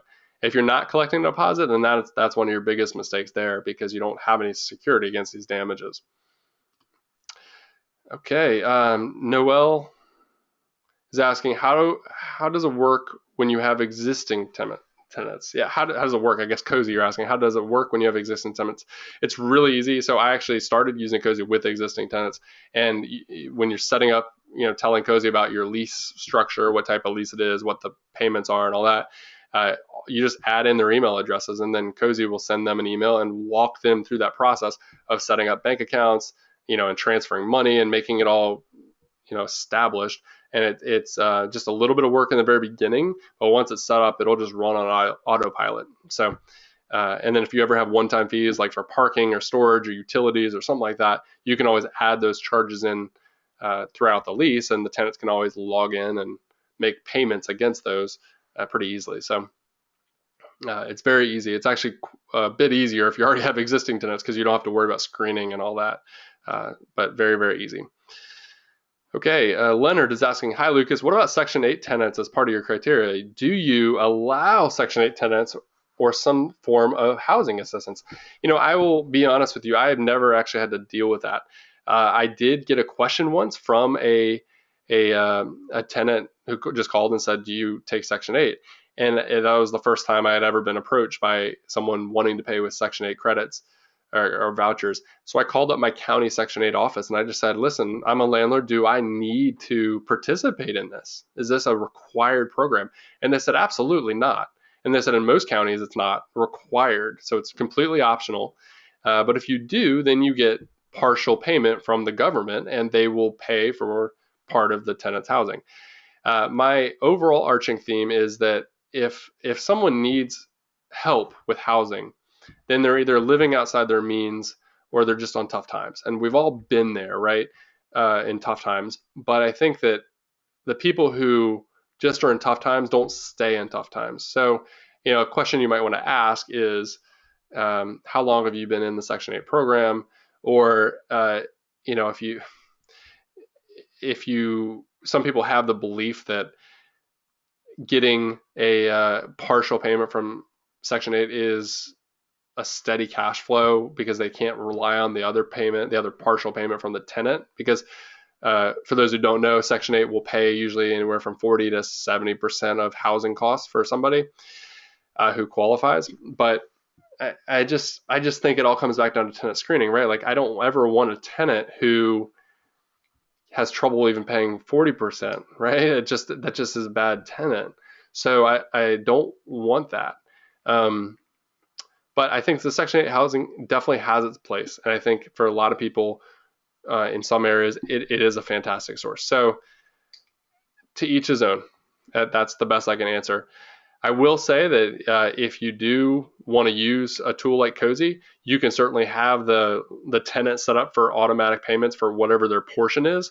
And then when the government sends that rent check for the 40% of the other rent, then you can just type that into Cozy and say, I received an offline payment of X number of dollars, and give that tenant the credit for it, saying that it came from HUD. So you can still use Cozy to track all the accounting behind it, which is pretty beautiful. Okay, Susie is asking, could a conviction during a tenancy be the grounds for eviction? A lot of times, yes. Yep, a lot of times. I will tell you, when I was researching the Texas state laws on landlord-tenant relationships, there's actually a law that says if a tenant is caught or convicted of indecent exposure in the neighborhood around the house, then the landlord can terminate their lease immediately. And I just think that's hilarious. Like, way to go, Texas, right? If the guy's walking around naked, then the landlord doesn't have any obligation to him. So, yeah, some convictions for sure. Other convictions, maybe not. I think that's where you need to talk to a lawyer, because if somebody gets charged with shoplifting, a sweater, I don't know if that's grounds for terminating a lease. That's a gray line. Okay, Donna is asking very simply, sex offenders. I was told the landlord is liable. that's probably a case-by-case situation. That's like saying a landlord is responsible for a murder that happens in the house. Each person, the person committing the crime is responsible ultimately. And it's sad that our society has gotten to a point where we're able to blame things like that on a landlord who was never present, maybe did a good job screening, maybe didn't. But, the person committing the job is committing the act is still the responsible party. So maybe if they had a really good high priced attorney, they could ping it back on the landlord. I've seen weirder things happen. So I don't have a definitive answer. I don't think there is a definitive answer, but you just be careful. I always suggest in tenant screening that you check the sex offender database. That is, for those of you who don't know, it's a really weird acronym. It's called the National Sex Offender Public Website. So it's nsopw.gov, and it's a State Department website. So check it out. You can look up somebody's name and see if they ever have a sex offender history, a judgment, or if they're registered. So that's a good way to do some tenant screening too. Sarah is asking, oh, nope, answered that one already. Okay. Mary is asking, regarding the daily late fee, we have done this and gotten overwhelmed by the tenant. Oh, okay, I'm sorry. We've done this and it became overwhelming for the tenant because of the daily late fee, and they felt they had no hope to catch up and gave up trying. Ever had that happen yourself? No, I haven't, but I can see how that would happen. And I think the trick is to find somebody, who isn't going to get there in the first place. As I mentioned before, I don't really want the daily late fee to cause any hardship, and I don't ever expect to try to collect on that daily late fee. If it ever went to court, I would never do that. But it just is that consequence, that stick that you never want to use. If they get to that point where they just get overwhelmed by the daily late fee because they just don't have the money, then that's where maybe as a landlord you step in and say, hey, listen, I know you're having a rough time. I'm willing to be lenient here and waive all of the daily late fees if you just pay me X number of dollars by Friday. And that's where you as a landlord can lighten up. Originally you were stern and now you're lightening up, and rather than the other way around. So they will think you're just the best landlord in the world if you waive their late fees, which is so much better than trying to enforce them when they're not in the lease. Okay, Linda, thanks. Yes, Linda, you said instead of using print screen button, you can use the snipping tool on your PC. That's absolutely right. Thanks for saying that. I mentioned that so people could take pictures. Okay, Ted is asking, are these fees specific to Washington, D.C.? No. The fees that I have in my summary fee sheet, I think that's what you're referencing. Those are just those are allowable by Virginia, where I am, but many of them are, and it's pertinent to the rent price. But what I would say is go check the state laws on Landlordology. It's landlordology.com/state-laws, and then you can look there and see what your security deposit maximums are, your prepayment penalties, and any other fees that might be allowed or prohibited. Okay, Bernie, do you have an opinion about asking for a renter for 12 post-dated checks at the beginning of the lease? Yes, so you probably asked this right probably before I got to that last slide, but yes, I don't think it's a good idea. I think it's an effective means of collecting rent. However, I don't like dealing with checks, and I don't think it sets a good first relationship with the tenant. I think it's just asking for everything they have, and it's a little scary because they don't know you from Adam's cat. They really just met you. Okay, so Ashley says, I love the t-shirt, right to bear arms. Must have had a bad neighborhood in leasing. That's funny. Thanks, Ashley. Linda, I have a tenant who is a photographer, and I am trading her rent for her family photo shoot over Thanksgiving. Brilliant. That's great. Yes, I might steal that idea, actually. That's not a bad one. That's really great. Christmas cards, right? That's how you get the family photos. Tell your tenant who has a really great camera, to take your picture. Okay, Rebecca is saying, what is the best way to document trade for rent payment? Great question. So what happens if you trade a chicken for rent? Put it in paper, put it in writing. That's the best way to document it. Make sure you have some sort of a receipt for that transaction. So if you do online rent payments, then that receipt is going to be automatic and both parties are going to see that. It's going to be, hands off and perfect. But if you do something like a chicken, then or electrical work or roofing or whatever, then just make sure there's a receipt. That's the easiest way. Something that you could bring to court if you needed to. Brenda is asking, what suggestions do you have for mobile home parks and communities? Wow, that is a whole nother webinar. Mobile home parks. Okay, suggestions. If you have them, they can be fantastic. However, I'm not a fan of actually owning the mobile home themselves. So I believe owning land is fantastic and owning those lots and renting out those lots. But if I were to ever own a mobile home community, which I don't, so I'm not experienced there. But if I ever did, I wouldn't necessarily want to own the actual mobile homes, simply because mobile homes, while they're still homes, they are more similar to a vehicle, and generally speaking, they are considered a depreciating asset. They will go down in value over time. Houses, normal residential property, something with a fixed place, typically will increase in value over time. And so, as an investor, I want everything I own as much as possible to be something that increases in value. Mobile homes typically will not, but the lots that they sit on will. So that's where I would supply the utilities or the hookups, and I would invite people to rent out, the spaces and bring their own trailers. And if I had to evict them, I'd have their trailer towed, according to state law, whatever that says. So that it does get tricky. If you do actually have a bunch of mobile homes, then keep them up. Make sure that you're being a good landlord and repairing those appropriately. But just know that when it's time for those to die, when they've reached their useful life and you're not getting good renters anymore on those because they're in bad shape, then let them die. Just haul them off and don't replace them. Let somebody else bring in a nice fancy trailer and or just any trailer, I guess, and then you don't have to worry about it. And they're responsible for repairing their own stuff then. Okay. Noel is asking, can you block payments on Cozy on your tenants if you're trying to evict them? Yes, 100%. So that's one of the beauties of using an online payment system and not giving out your account number, is that they have this payment system set up, and then you go to evict them because they didn't pay. You can log into Cozy and click a single button and just say stop collecting rent. Like, do not allow any more payments from here on out until I change my mind. So that's in there. So that way it will help you go through the eviction process, and you don't have to worry about a tenant trying to thwart that eviction by giving you $2 or $3. Great question. I'm glad you asked that one. Okay.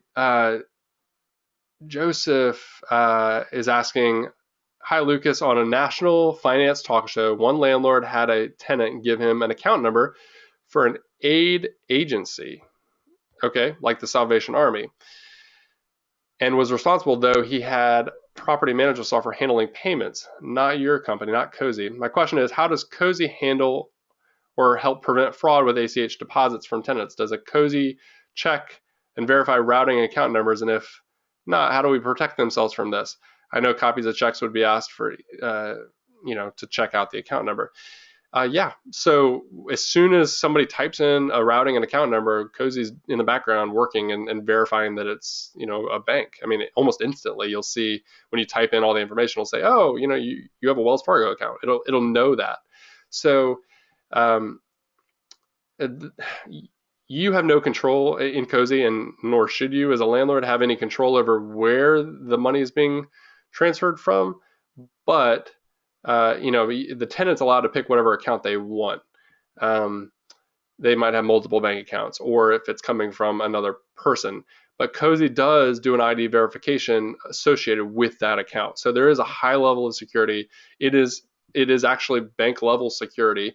Very little fraud gets through us. I mean, we had over 3 years processing. Up until just recently, we had one little incident with some people in Russia, I believe, fraudsters, but we're trying to fake stuff out, but we caught them. And up until that little recent thing, I think the only thing that has slipped through us was like $300. So, it doesn't happen that often, and we have a great team of people who just spend their whole day trying to catch that stuff. So fraud doesn't happen a whole lot through Cozy. Okay, Matt is asking, drug dealers love to pay a year in advance. Yes, they do. Drug dealers love to pay everything up front, usually in wads of cash. So most states actually do have prepayment maximums. So just, that's a great way to kind of cop out. And if someone wants to pay a year in advance, I know it's tempting, but that would be a sign to do a thorough job tenant screening before you sign a lease with somebody. And unless they are a multi-millionaire and just don't want to deal with it, then they'll probably show up in a credit report or background check as having convictions or something like that. So you can always, screen them that way. Okay, Linda's asking, she's saying, thank you. This has all been very informative. We have been renting for 40 years and picked up 2 new ideas tonight.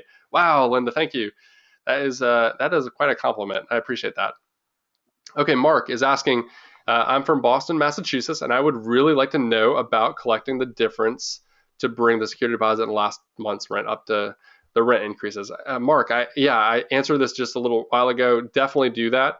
I don't believe in last month's rent for reasons I explained earlier, but I do believe in security deposit. I think that's essential, and the more the better. So if you are going to raise the rent, make sure that security deposit always equals at least 1 month's rent. And then if you don't deal with last month's rent, you don't have to worry about it. Okay, is this really live? Yes, I hope so. I'm live. I'm living. Okay, Aluta is asking, great information. You're a cool guy. Thanks. I appreciate you showed up today and spending this time with us. Okay, Leonard is asking, what about Section 8 tenants as part of my criteria? Again, I don't. I haven't had that experience. I just think that there's probably tenants out there that don't need assistance, but I'm not against it. I've never really come across a situation where I needed to participate in it.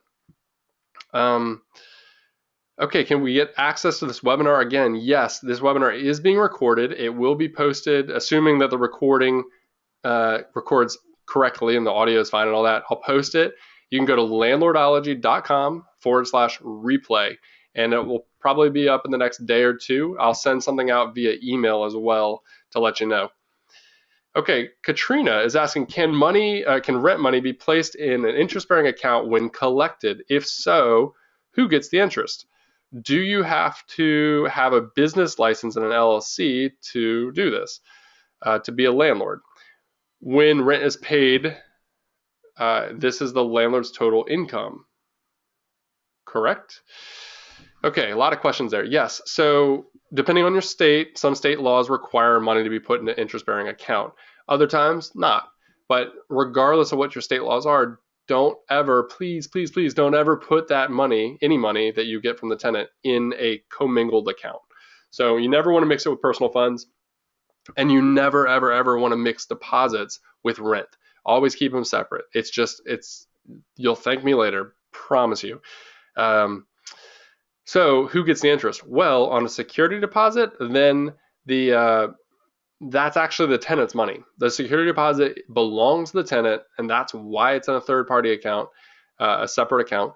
And if it collects interest, technically, because it's the tenant's money, I believe they should get it. And most states who have laws on that will agree with me.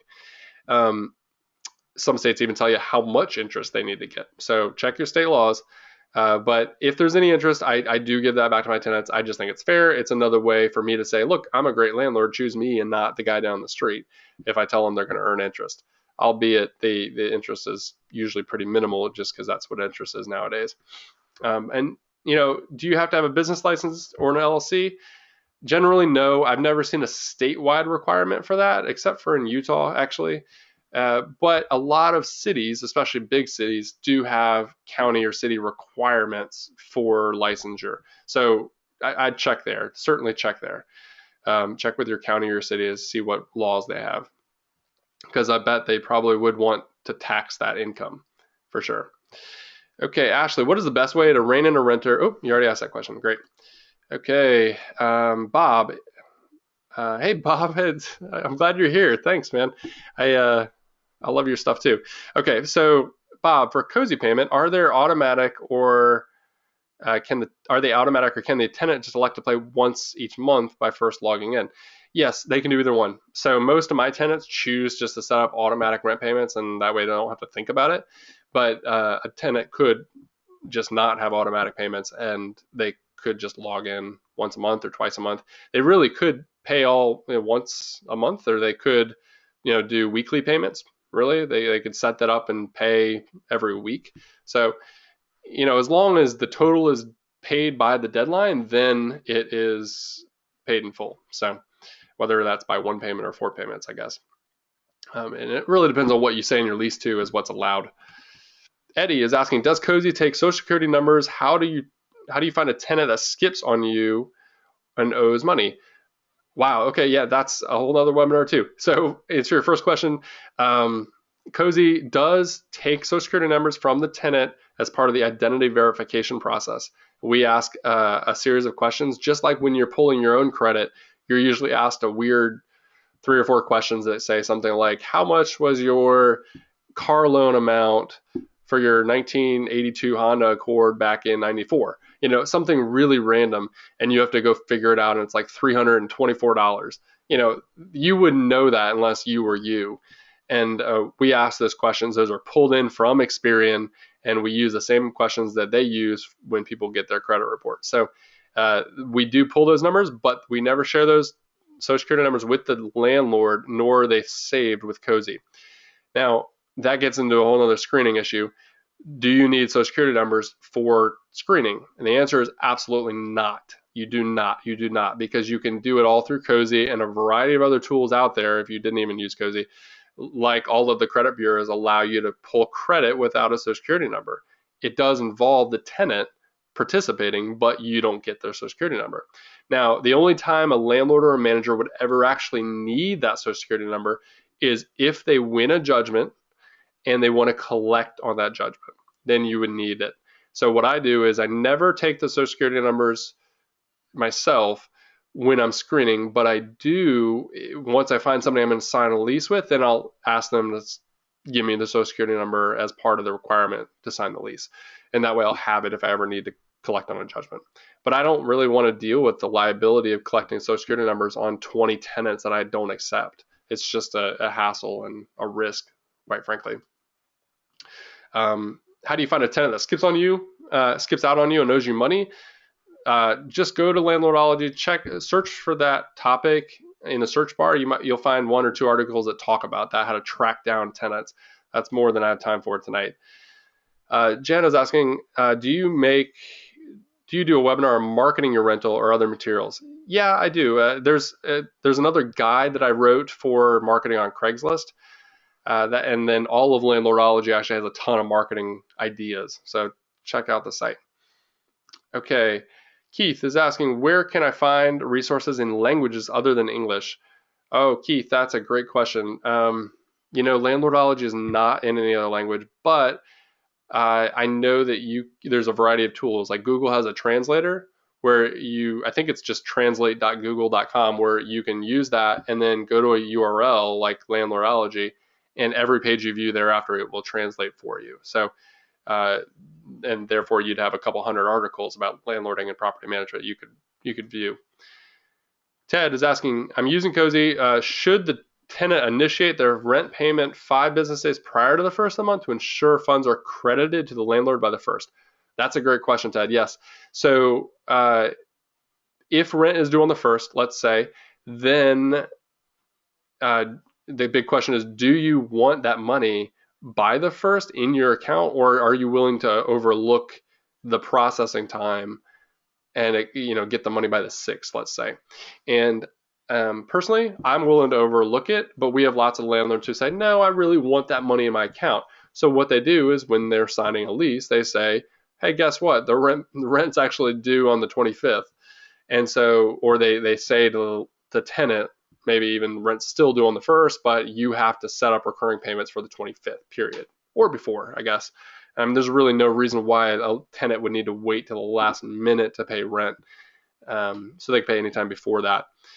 But what happens in Cozy is when a tenant actually starts that payment, or they've set up that recurring payment, as soon as that date and time hits, that tenant is credited with that payment. So even though it takes 5 days to process, the tenant gets credit for the day it was initiated. And that's actually a standard banking business policy. So the same thing applies for in old school landlording. So when you would collect a rent check, you would give the tenant credit for that payment the moment they gave you that check, right? Even though you didn't go to the bank for another 3 or 4 days and then it took a few more days for the deposit, it doesn't matter. The tenant, they paid you their rent check. They dropped it off, whatever. So it works the same way. The credit is given when the tenant initiates the payment, at least in the ledger. So that's how it's tracked. Now, if you actually want your money right then and there, then just put it in the lease and tell them to pay by the 25th or something. Okay, Jeff is asking, what's the delay in ACH fund transfer using Cozy? Okay, it's 3 to 5 business days.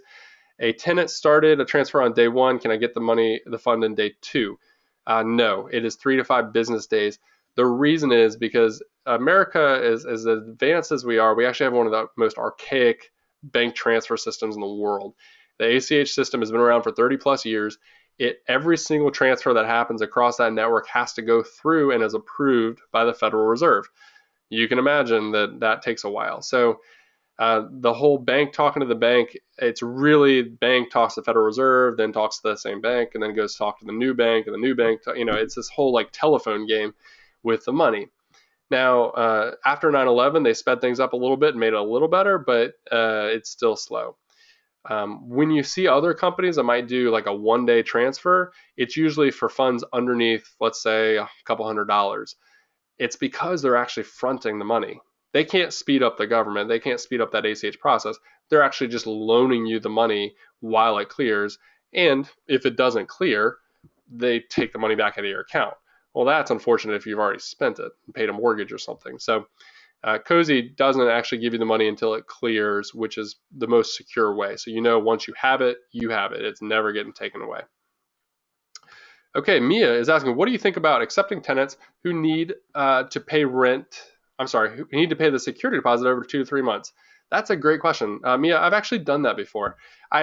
When I was really looking for tenants, maybe I didn't have a lot of interest in this one property that's always a little rough to rent. I had somebody, who passed everything. They were great. They looked fine, but it is hard for them to come up with first month's rent and pay their last landlord and come up with security deposits. So sometimes they'll say, can I pay the deposit over 3 months? And if everything checks out, then I'll just modify the lease to reflect that. And I'll say, this is the payment agreement.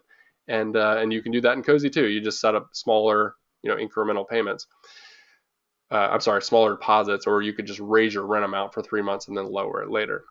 So yeah, it's a good solution. I don't typically like to offer it unless they bring it up because I don't want to promote that, but it's a solution around a problem for sure.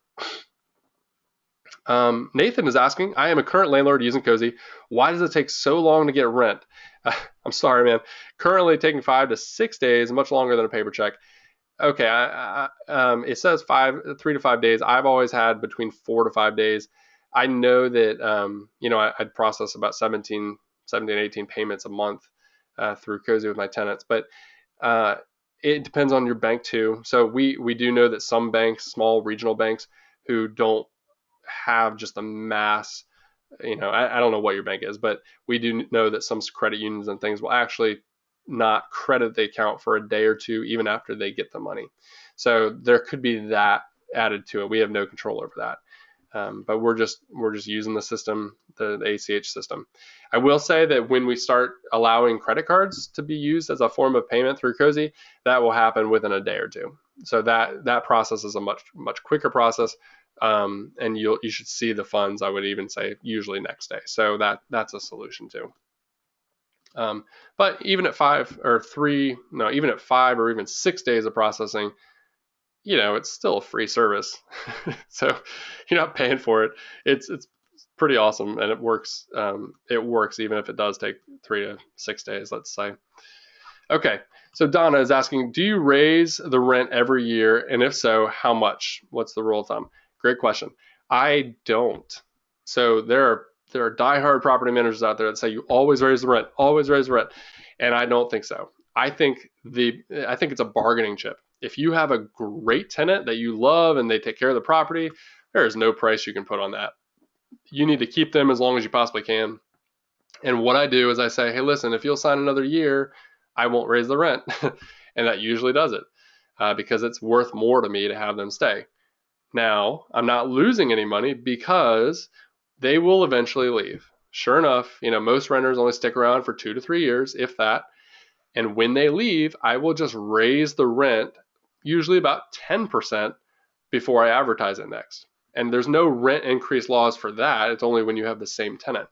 So I'll make up the difference the next time around. I'm just delaying a little bit. So that's my way of raising rent.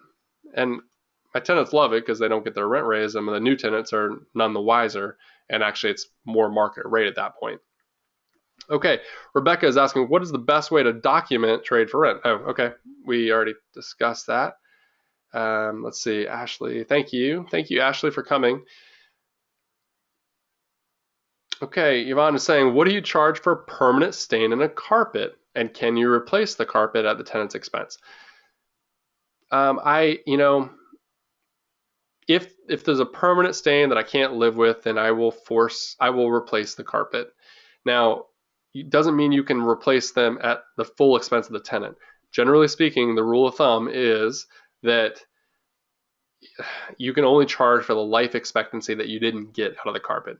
That's a long-winded answer, but basically, if the tenant has if the carpet has a life expectancy of 10 years and it's already 5 years old, and then the tenant stains it with grape juice or dog feces or something, you can only charge them for 5 years because you already got out 5 years of life out of it. Its useful life is half over. So you could go buy equal or like carpet, and charge them for 5 years of it, or half of what it would cost. That would be the fair way to do it. So, and then you'd have another 10-year carpet on your hands, which is fair. But if there's a stain, usually I force my tenants in my lease to pay for a professional carpet cleaning company, and they'll come out and they'll do what they can and usually get the stain out. So very rarely is there a stain that I can't get out. Lola is saying Section 8 is the worst experience that she's ever had to deal with. I'm sorry to hear that. And there are definitely pros and cons. Absolutely. Matt is asking, do all rent payments need to be deposited in the same landlord bank account? No. With Cozy, I assume you're asking, with Cozy, you can actually separate deposits and rent in the same lease. So you could tell Cozy that I want all the rent from these tenants to go here, but I want the security deposit from the tenants to go here. And that way you actually keep the security deposit separate completely. And now you can pick all new bank accounts for different leases. So you could, if you're a property manager managing for other people, you can send each of the rent payments and deposits to the accounts for the owners of the property and never have to mingle in it. And then you could just collect your monthly fee from the management fee from the owners themselves. So that's a really great question. You have total control over where the money is sent to, and you can pick, as many bank accounts as you desire to send the money to. But I will say that you can only have one bank account per lease for rent. So you can't say, I want half of the rent to go to this account, half of the rent to go to the other one. It's all the rent from this unit goes to one bank account, and then for a different unit can go to a different bank account. Whew, that was a tough one. Okay. Donna. Okay, Donna, here's a story. I was duped by a convicted sex offender. He was not on the sex offender list. The Texas police moved him out once discovered as a home-in daycare center, as an area, and notified me that he had committed a sex offense against neighbors and would be able to sue me. Oh dear. Okay, well, I mean, if the police said he'd be able to sue you, I know that they're the police, but do not take legal advice from anyone but a lawyer.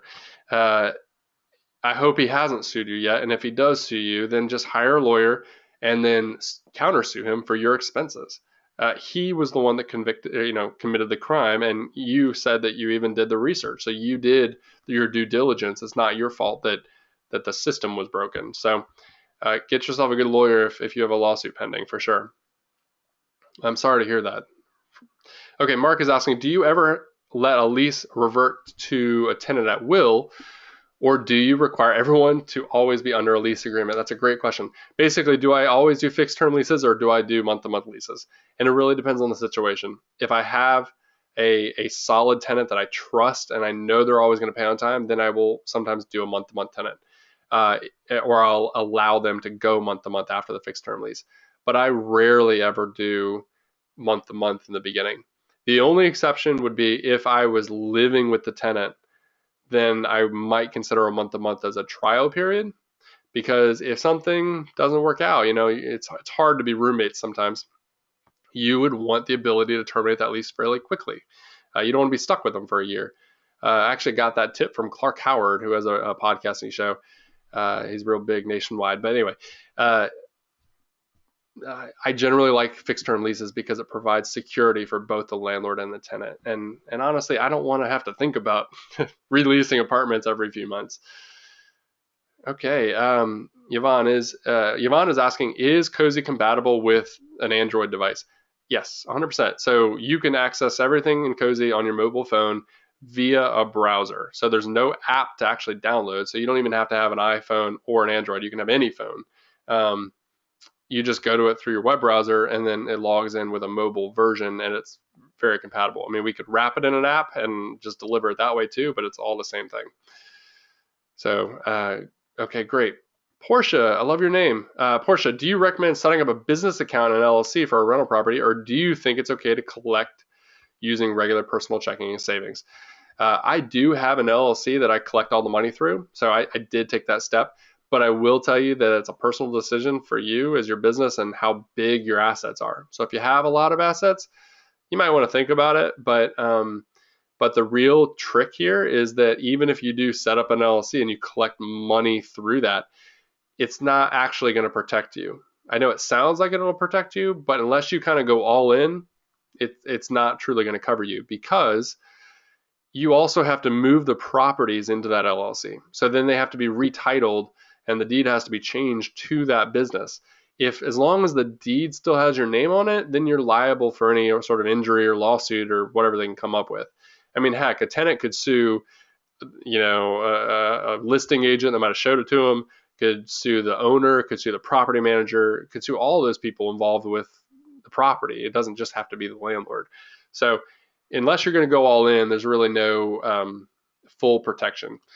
What I do recommend instead of trying to go down that road, and certainly you should talk to your lawyer about it because every situation is different, but at the bare minimum, I would consider buying what's called an umbrella insurance policy. Every major insurance carrier has one. It's just called an umbrella personal policy. And what that means is, let's say a tenant sues you, and you have home insurance on that property, and the home insurance covers liability, let's say for injuries, and they break their leg or something on your stairs, up to $100,000 or $200,000. Well, let's say the tenant sues you and wins $500,000 in a lawsuit. Well, your insurance will only cover up to $200,000, and then then you're liable for the rest of it, which would be $300,000. If you have an umbrella policy, that sits over, like an umbrella, over all of your policies. So you can buy a $1 million insurance policy with Allstate, let's say, for about $200 to $300 a year. It's dirt cheap. And what that'll do is up to $1 million over any other policy. So it just provides that additional coverage in case something happens. So that approach is like, hey, I don't really care if I get sued, because if I do get sued and I'm liable, then I'm covered.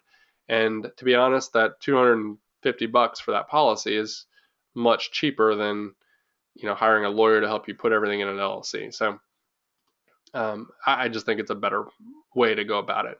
But if I were starting fresh, or I was really going at it with hundreds or maybe even dozens of properties, then I might set up an LLC for each one if I was truly going full time.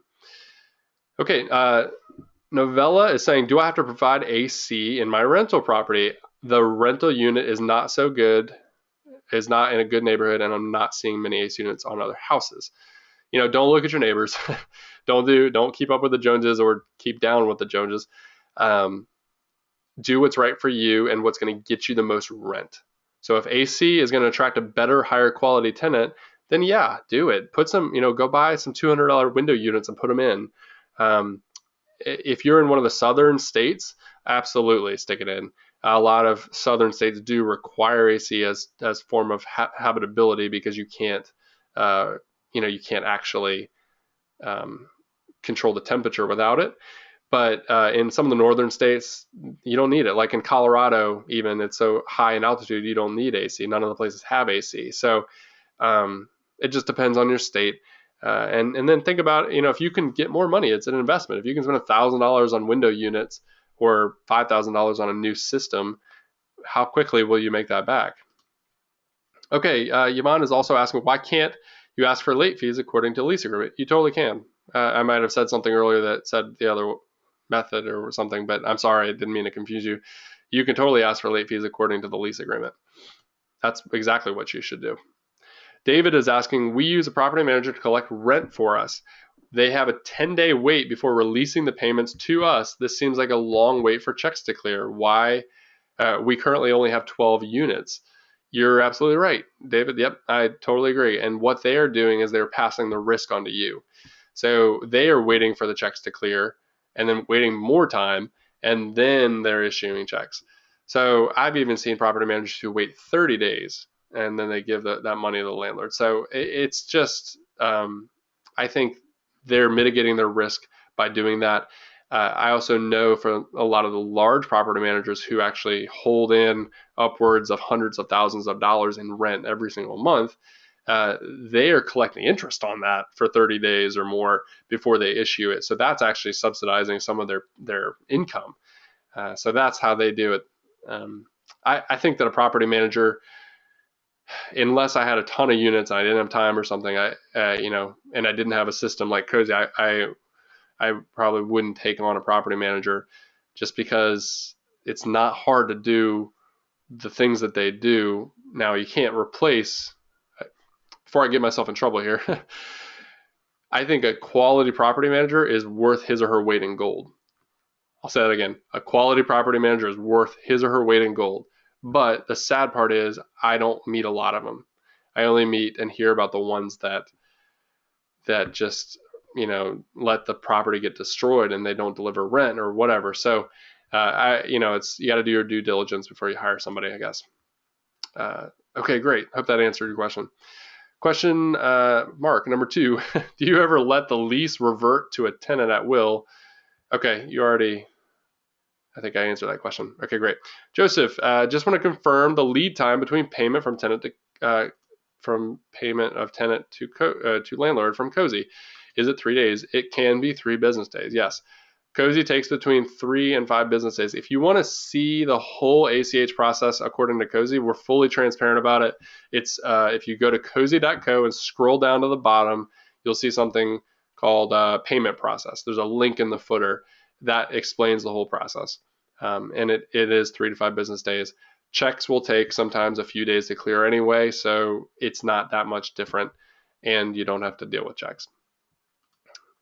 And actually with Cozy, which is unusual compared to some other systems, when you have the money, when you actually get it a few days later, it's yours. It's not ever going to get taken away. It's not going to bounce. It's you can pay your mortgage with it because it's not going anywhere.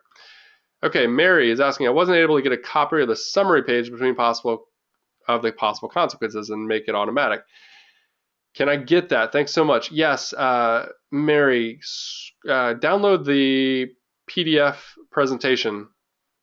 It's in the handouts section on the side of the webinar control panel. It'll have it in there. If you can't get it or something, email me at lucas@landlordology.com and I'll send it to you again. Okay, Ted.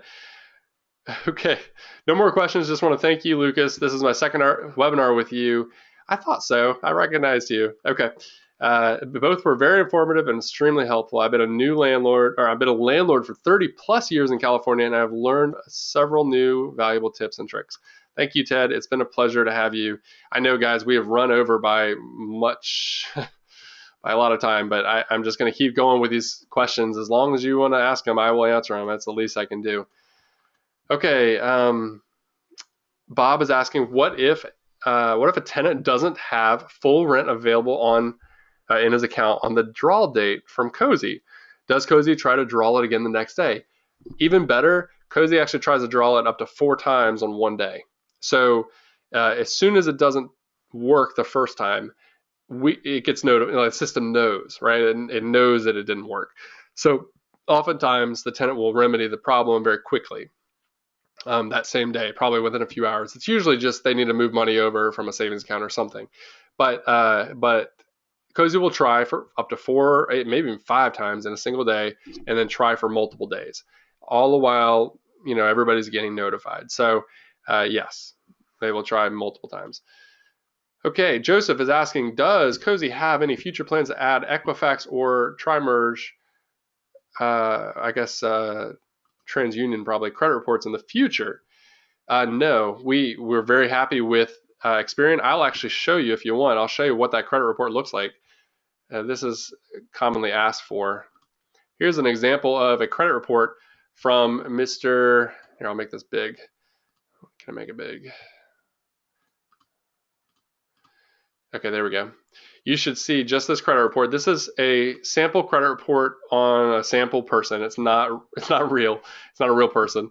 But this is what you would see. You'd see the big credit score that you would get for the tenant, and then you would see the amount of credit they use, which is 47% of the total amount that they could borrow. The two next sections are really critical. Not only do you get to see the total monthly payments they make, so this is essential, right? If you want to see where their money is going to, this is what it is. But this will help you figure out if they are big spenders on a credit card or if they just have a mortgage, because I would certainly take a mortgage debt over a credit card debt. If you look at the next section, which is total debt, there's Mr. James Hacker has $202,000 in total debt. And what this means, and this is so critical, is it tells you what type of debt it is. As I said earlier, I would any day of the week, I would take somebody with $200,000 in mortgage debt over somebody with $20,000 in credit card debt. Even though it's so much more money, the payments are probably less. So I need to know where their money is going. I need to know what type of debt it is. I mean, sometimes somebody might have $500,000 in debt, but it's because it's medical debt. Maybe they broke their back in a car accident. They couldn't pay the hospital. That I need to know that, because that's a different story than someone who has $50,000 in credit card. It'll also tell you how many times they've ever been late on any of their trade lines, and as well as how long it's been, if there's anything in collections, and if there's any public records, which the background check does a whole lot more on the public record side, but this does an initial check. And then it goes into any sort of trade line they have. So this example is Greenpoint Mortgage. And Greenpoint Mortgage, you can see that he borrowed $13,000. It was probably a line of credit of some sort. And then you can see back in March of 2014, he was late. But that was March of 2014. I don't really care. It's been a year. So it'll tell you what their history has been like. And then it'll tell you the same for all the following accounts, and you can just expand them pretty easily and see the details. So that's the credit report that you'd get from Cozy. I've seen credit reports that are like 14 pages long because the tenant has so many trade lines, but I'm glad to know that. And it's, quite frankly, really pretty and easy to look at. This is a background check. This is an example of what you might see. The example on the left, where it's all green, it shows that they did a Social Security verification, an eviction search, sex offender search, terrorist watch list, credit, criminal, national criminal, national criminal, and county criminal search, and they all came back clear. Whereas on the right hand, you can see it's not a rejection, but it just says, hey, listen, you need to pay attention because Mr. George Michael Bluth has an arson charge from 2000 and from 2000. So that kind of stuff you probably would want to know about if it's arson, for sure. Okay, so let's go back to the presentation here. Questions? Any more? We'll go through. I think there's just a few more, maybe about a dozen more, guys. Thanks for sticking in there with me. I hope you're learning something. I'm having fun, so I'll keep doing this as long as you keep asking them. Do you fulfill a request? This is from Portia again. Thank you for your second question. Do you fulfill a request to spray outside shrubs for bugs and pests, and do you make that the tenant's responsibility? Good question. If it's a multifamily home, I would strongly suggest that you, as the landlord, owner, or property manager, take care of that. Just make it your business to make sure that that place is treated regularly and just expense it yourself. If it's a multifamily property. But if it's a single family property, then I fully think the tenant should pay for it. So I do guarantee that there are no bugs within the first, I say, in my lease, I say 2 weeks, I think. So I say if you see a bug in the first 2 weeks of moving in, then I will certainly pay for it and get it taken care of. But if it's after 2 weeks, then I figure, well, they've had 2 weeks to leave pizza boxes around or not do their dishes or, spill food and all that. So if you get mice, it's probably because you weren't keeping it clean. And then I say any pest control costs are paid for by the tenant after that 2 week mark. Now, with that said, I have also been known to waive that and just say, listen, I want you to be happy. I agree. Like, we have had mice in the past, but they weren't there when you moved in, so I'll just pay for it. I try to be honest, try to be transparent and do the right thing. If I think it's not their fault, I won't make them pay for it. But I do put it in the lease so I can be stern but lenient later. Okay. Katrina is asking, what about damage to hardwood, tile, or laminate flooring? In addition to Yvonne's question about the carpet stain. Good question. Flooring is flooring, right? I mean, the tenant is responsible for keeping it clean and in good condition.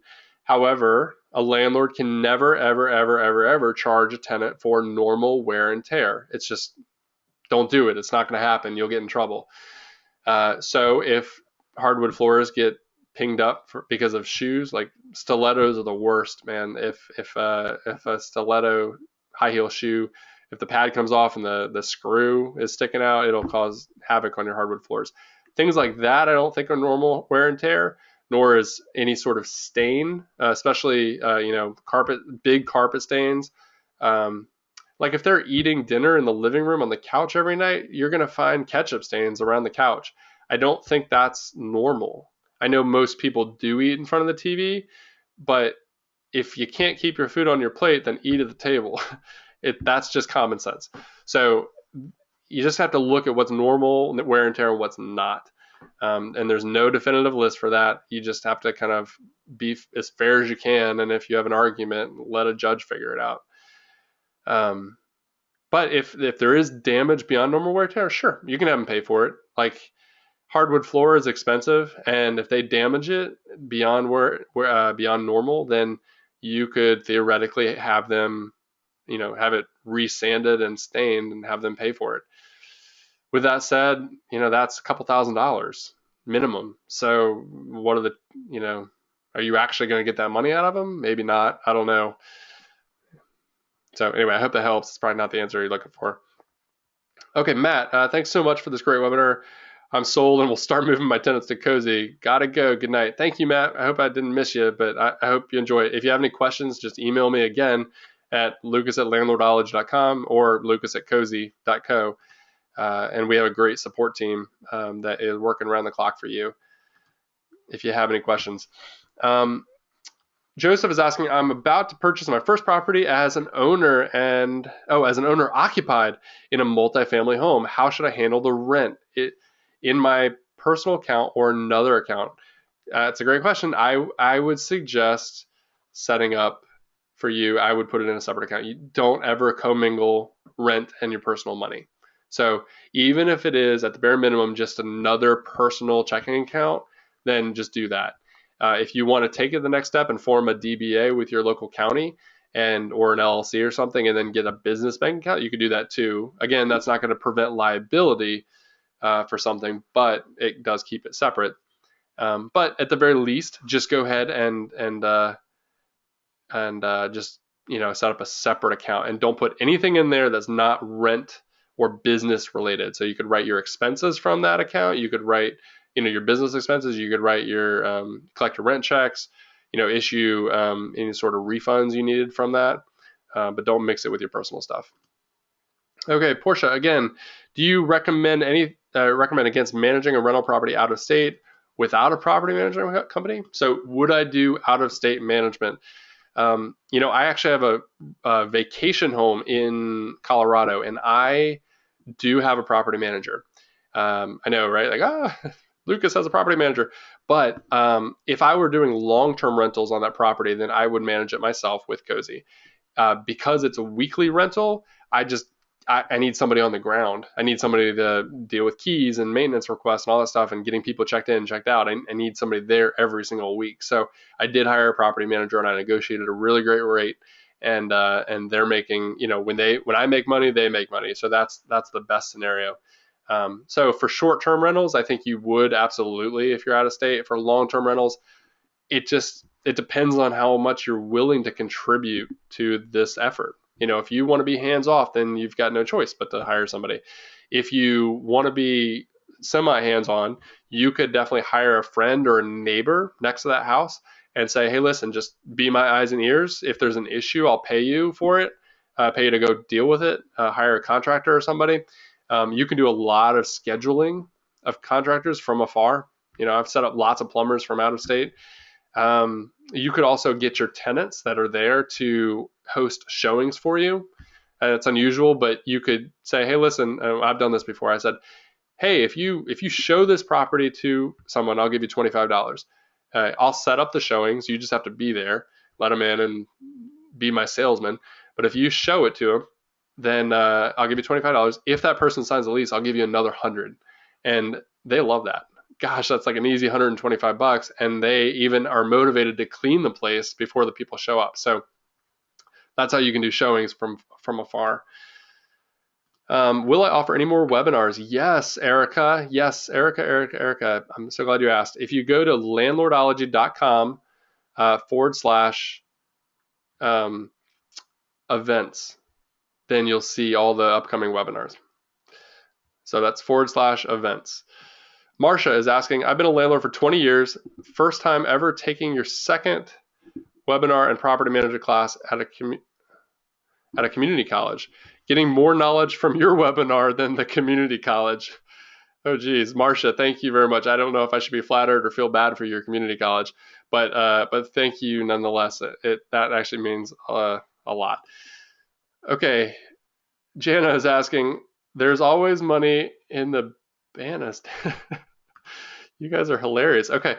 Bob is asking, thank you so much for this informative webinar. We loved it and we learned a lot. Look forward to more. Thank you for coming. Donna, thank you for coming too. Joseph, thank you again. And I'm glad I've got a number of people here who've already signed up for Cozy. They said that's fantastic. You guys are I'm so glad to meet everyone. I do have a few more questions that were asked in email earlier on. So I'm going to go through those real quick. If you want to stick around, I'd love to have you. Feel free to ask more questions in the GoToWebinar channel, and then I'll address that right before the end. So Kim from Pennsylvania is asking, are there any new ways of doing business as a landlord? And yes, I hope so. Amanda from Tennessee is saying, can the landlord evict a tenant for a mistake on the leasing agent behalf? For instance, I paid my security deposit $250, and then my move-in cost was $250 back in May. Maybe, yeah, perhaps. It just really depends on the situation. I'm sorry, I don't have enough information to really answer that question. Keith is asking, I'm hiring how to hire the proper PM, how to hire the proper property manager. And I think that you really have to look at the business agreement, the management agreement that you're signing with that manager. I personally am a hands-on person. I want to know all the details. I want to see monthly spreadsheets. I want to have that rent by a certain deadline. I want to know what's happening. I want that property manager to go visit the property at least once a month. And that's just my requirement. So that's how I would find somebody. I'd find somebody who would do all that. But in terms of payment, I think trying to find a property manager that doesn't charge an arm and a leg is tough. And it could easily eat into all your profits if you do that. So what I suggest is find a property manager who just charges a flat rate. So they say, listen, we're just going to take 10% of everything we bring in for you. And that's it. There are other property managers that say, hey, we're going to take 10% and there's a lease signing fee that you have to pay for us to show up at the, to get the lease signatures. And there's a showing fee every time we show a tenant. And whenever we sign a new applicant, that costs 1 month's rent. So be careful about those extra fees. I just think it's ridiculous. Like, I think that the 10% that you would pay to a property manager should cover lease signings and property showings and handling maintenance requests. I mean, that's what property management is.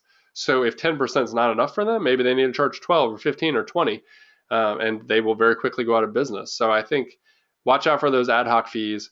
Certainly don't pay somebody 10% plus 1 month's rent. That's just outrageous. A lot of real estate agents who are, brokerages who also sort of do property management will take that approach, and they're just not. I haven't met a good brokerage. I'm sorry, I've met a lot of good brokers and brokerages. I've never met a lot of successful brokerages that also do successful property management because they add in those extra fees. I think it's ripping off the owners personally. Okay, Maureen from Missouri is asking, how can I set up auto pay in Cozy without having to redo my tenant's lease? Well, you can't redo your lease. I think you know that. You can't redo a lease in the middle of the lease. You have to wait until the lease has expired, or you sign an addendum or amendment with the tenant to modify the lease. Now, you don't actually have to redo your lease to use Cozy. You can use it any time. You can use it yourself to record offline payments if you want and track those payments. But if you want the tenant to pay online, then you just need to ask them. I mean, honestly, I think the majority of tenants I have, if given an option, they would use online rent payments. So I suggest just go to them, say, listen, I want to do it this way. Would you jump on board? And most of the time they'll say, yeah. And if they don't, then just wait till that person leaves and then start the new tenants on Cozy. Anne from California says, how to collect and hold deposit for temporary corporate housing. Can I hold with a credit card? Can you hold a credit card with an open-end charge on it? I'm not a credit card expert in the finance industry. So what I like to do for corporate housing or short-term housing is look into a few companies who offer security deposit insurance. I always think that's a better option than trying to hold money, especially on a credit card. It's probably a little cheaper too. And then you can pass that money along to the tenant. So it's called security deposit insurance. And what you can do is require all of the corporate or short-term housing people potentially to pay an extra $49 when they book their place. And that will pay for the insurance. And so if they damage something or they back out, you just file a claim against that policy, and then you'll get paid, a couple $1,000s or whatever the policy is for. So that's a great way to do it, and that way you don't actually have to take money other than that $49 fee, which goes to the policy. Okay, Catherine from North Carolina says, how do I evict a tenant? Wow, big question. It is a formal process. The eviction process means to go through eviction court and then to hire the sheriff to kick out the tenant by force. A lot of people say, like, oh, I'm being evicted tomorrow, but what they really meant was the landlord said I had to leave by tomorrow. That's not the same as an eviction. Go to landlordology.com/tenant-eviction, or just search for eviction in the search bar, and you'll find an article that actually walks you through the steps. Sarah from North Carolina says, I am an aspiring real estate investor. Hey, I'm really glad to have you, Sarah. I hope this was informative. Jamie from Nevada says, I'm new to this type of job. My question is, how or what are the steps to evict someone who's been suspected of having illegal activities in the apartment? Well, you can't really evict somebody for suspecting. You actually have to prove it. So if you find them dealing drugs, then that's a no-brainer. And those types of people aren't going to go to court and deny it. They're just not going to fight that one because they will typically have other arrest records that are going to be not in their favor. So if there's something really illegal going on, then absolutely call the police first and foremost, and keep yourself away from danger. But if you have to evict them, then just terminate their lease and then go to court and get the eviction and deal with it that way. Gary from Florida says, I do charge late fees, but some people think it's okay to pay late. What is the best way to stop them in saying that it is okay to pay late? Well, I bet you have a grace period, right? So Gary, I don't believe in grace periods. I think grace periods are the only thing they actually say are it's okay to pay 5 days late because I'm actually not going to get fined. Now, if you don't have a grace period or they are paying past that grace period and you still have a late fee, then there's nothing you can do, right? Because you can give them a notice to pay or quit, which means, hey, listen, you need to pay in full. Because it's late now, you can have to pay in full within X number of days, or I'm terminating your lease. Chances are they will pay it plus the late fee. But that's a late fee. That's part of the lease. So as long as they pay in full within that notice period, then they can stay. And you just collect your late fee and take your wife out to dinner and, have a good time with that late fee. But the best way to prevent that from happening is actually choose better tenants and then set them up on an automatic rent payment process, like through Cozy. So that would be my suggestion. Jennifer from West Virginia says, I have a renter who is constantly late. Rent is due on the 1st. She is 2 weeks late for a while. Now she is to the last of the month. The mortgage is due on the 10th. She just paid on the 27th. I'm afraid she will go into next month. Jennifer, yes, she probably will. I hate to say that, but she probably will. And she is doing it because you're allowing her to. There's no other way to say it. You have to enforce your late fees, set those consequences, enforce them. And if she doesn't pay by the late period and it's officially late, send her a notice to pay or quit. And that gives her a couple days to pay up or you're terminating the lease. And then she has to vacate. If she doesn't, then you can take her to court. But that's the way you deal with it. If you let her slide for 3 weeks, she's going to slide for 3 weeks. That's the whole purpose of this webinar. William from California says, I just showed an apartment that was being cleaned and repaired. When I viewed it, the bathtub and shower was not caulked and it leaks into the wall. Who is responsible? The landlord's responsible for caulking the shower in the beginning, but you're responsible for upkeep after that. But you just moved in. So I would suggest just go to the store. If your landlord is not responsible or not responsive to your request, then just go to the store. Every grocery store has these little tubes of tub caulk. They're like $4. You buy one and squeeze them into the hole, and it may not be pretty if you're doing it with your finger or something, but it'll get the job done and it'll keep the place from potential damage. And your landlord will have to deal with it later. Okay, Mary from New York I'm looking forward to this webinar. Great. Well, Mary, I'm glad that you came. I hope it was worth it. Eddie from Virginia is asking, this is my second webinar, and I'm looking forward to it. Thanks, Eddie. Joshua from California is saying, on October 14th, my landlord gave me a 15-day notice of eviction. My first the house was empty and clean for inspection. They did not want to back our deposit as agreed. I'm not sure what you're asking, Joshua. I'm so sorry. Laura from Wisconsin is asking, the other tenant cut off the padlock to my storage unit in the attic and removed my personal property. That's theft. Call the police. That is theft, and you can sue them for that. That's not the landlord's responsibility, though. So that's an issue between you and the other tenant. Catherine from Minnesota is asking, when do you file a unlawful detainer versus making payment arrangements? That's a personal question, actually, and each situation is going to be different. I always suggest that you do send the pay up or quit notice, the notice to pay or quit immediately as soon as rent is late. But and then if they don't pay, then terminate the lease officially just by notifying them that it's been terminated and file that unlawful detainer action in court immediately. That's my policy. I think that's part of setting expectations, and then enforcing those consequences. Because if you don't do it, then they'll just wait 3 or 4 weeks and pay you whenever they can. But if you want to make payment arrangements, it's worked for me in the past sometime, because if I actually think they will pay, then I might do that, because an eviction is expensive. It just takes time. So payment arrangements will get you the money faster. But if they don't make that first payment, they fail anywhere along the line, then just terminate the lease. with that notice again. So, okay, Mark from Massachusetts is saying, when raising the rent, do you also collect the same difference? Yes, yes. We answered this question earlier. I think it's probably you asked it there too. So, Mark, yes, we do ask the security deposit be equal to at least 1 month's rent. And so if we raise the rent, we have to raise that as well. Okay, I'm gonna see. I think there's.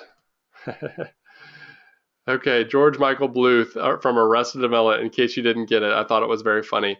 Yes, Jana, thank you for catching that. The background check is George Michael Bluth from the show Arrested Development. Okay, thank you guys. That is all the questions for now. Again, if you have any follow-up questions or just want to chat, my email address is lucas@landlordology.com. Please try Cozy. It is truly free. It's cozy.co. It's free. There's no signups, and you can collect rent for free. There's no other system or company on the planet that lets you process rent for free. The credit reports and background checks are unbelievable. They're easy to read and simple. So it's been a pleasure to serve you tonight. Thank you again for your attendance, and I wish you the best. So cheers.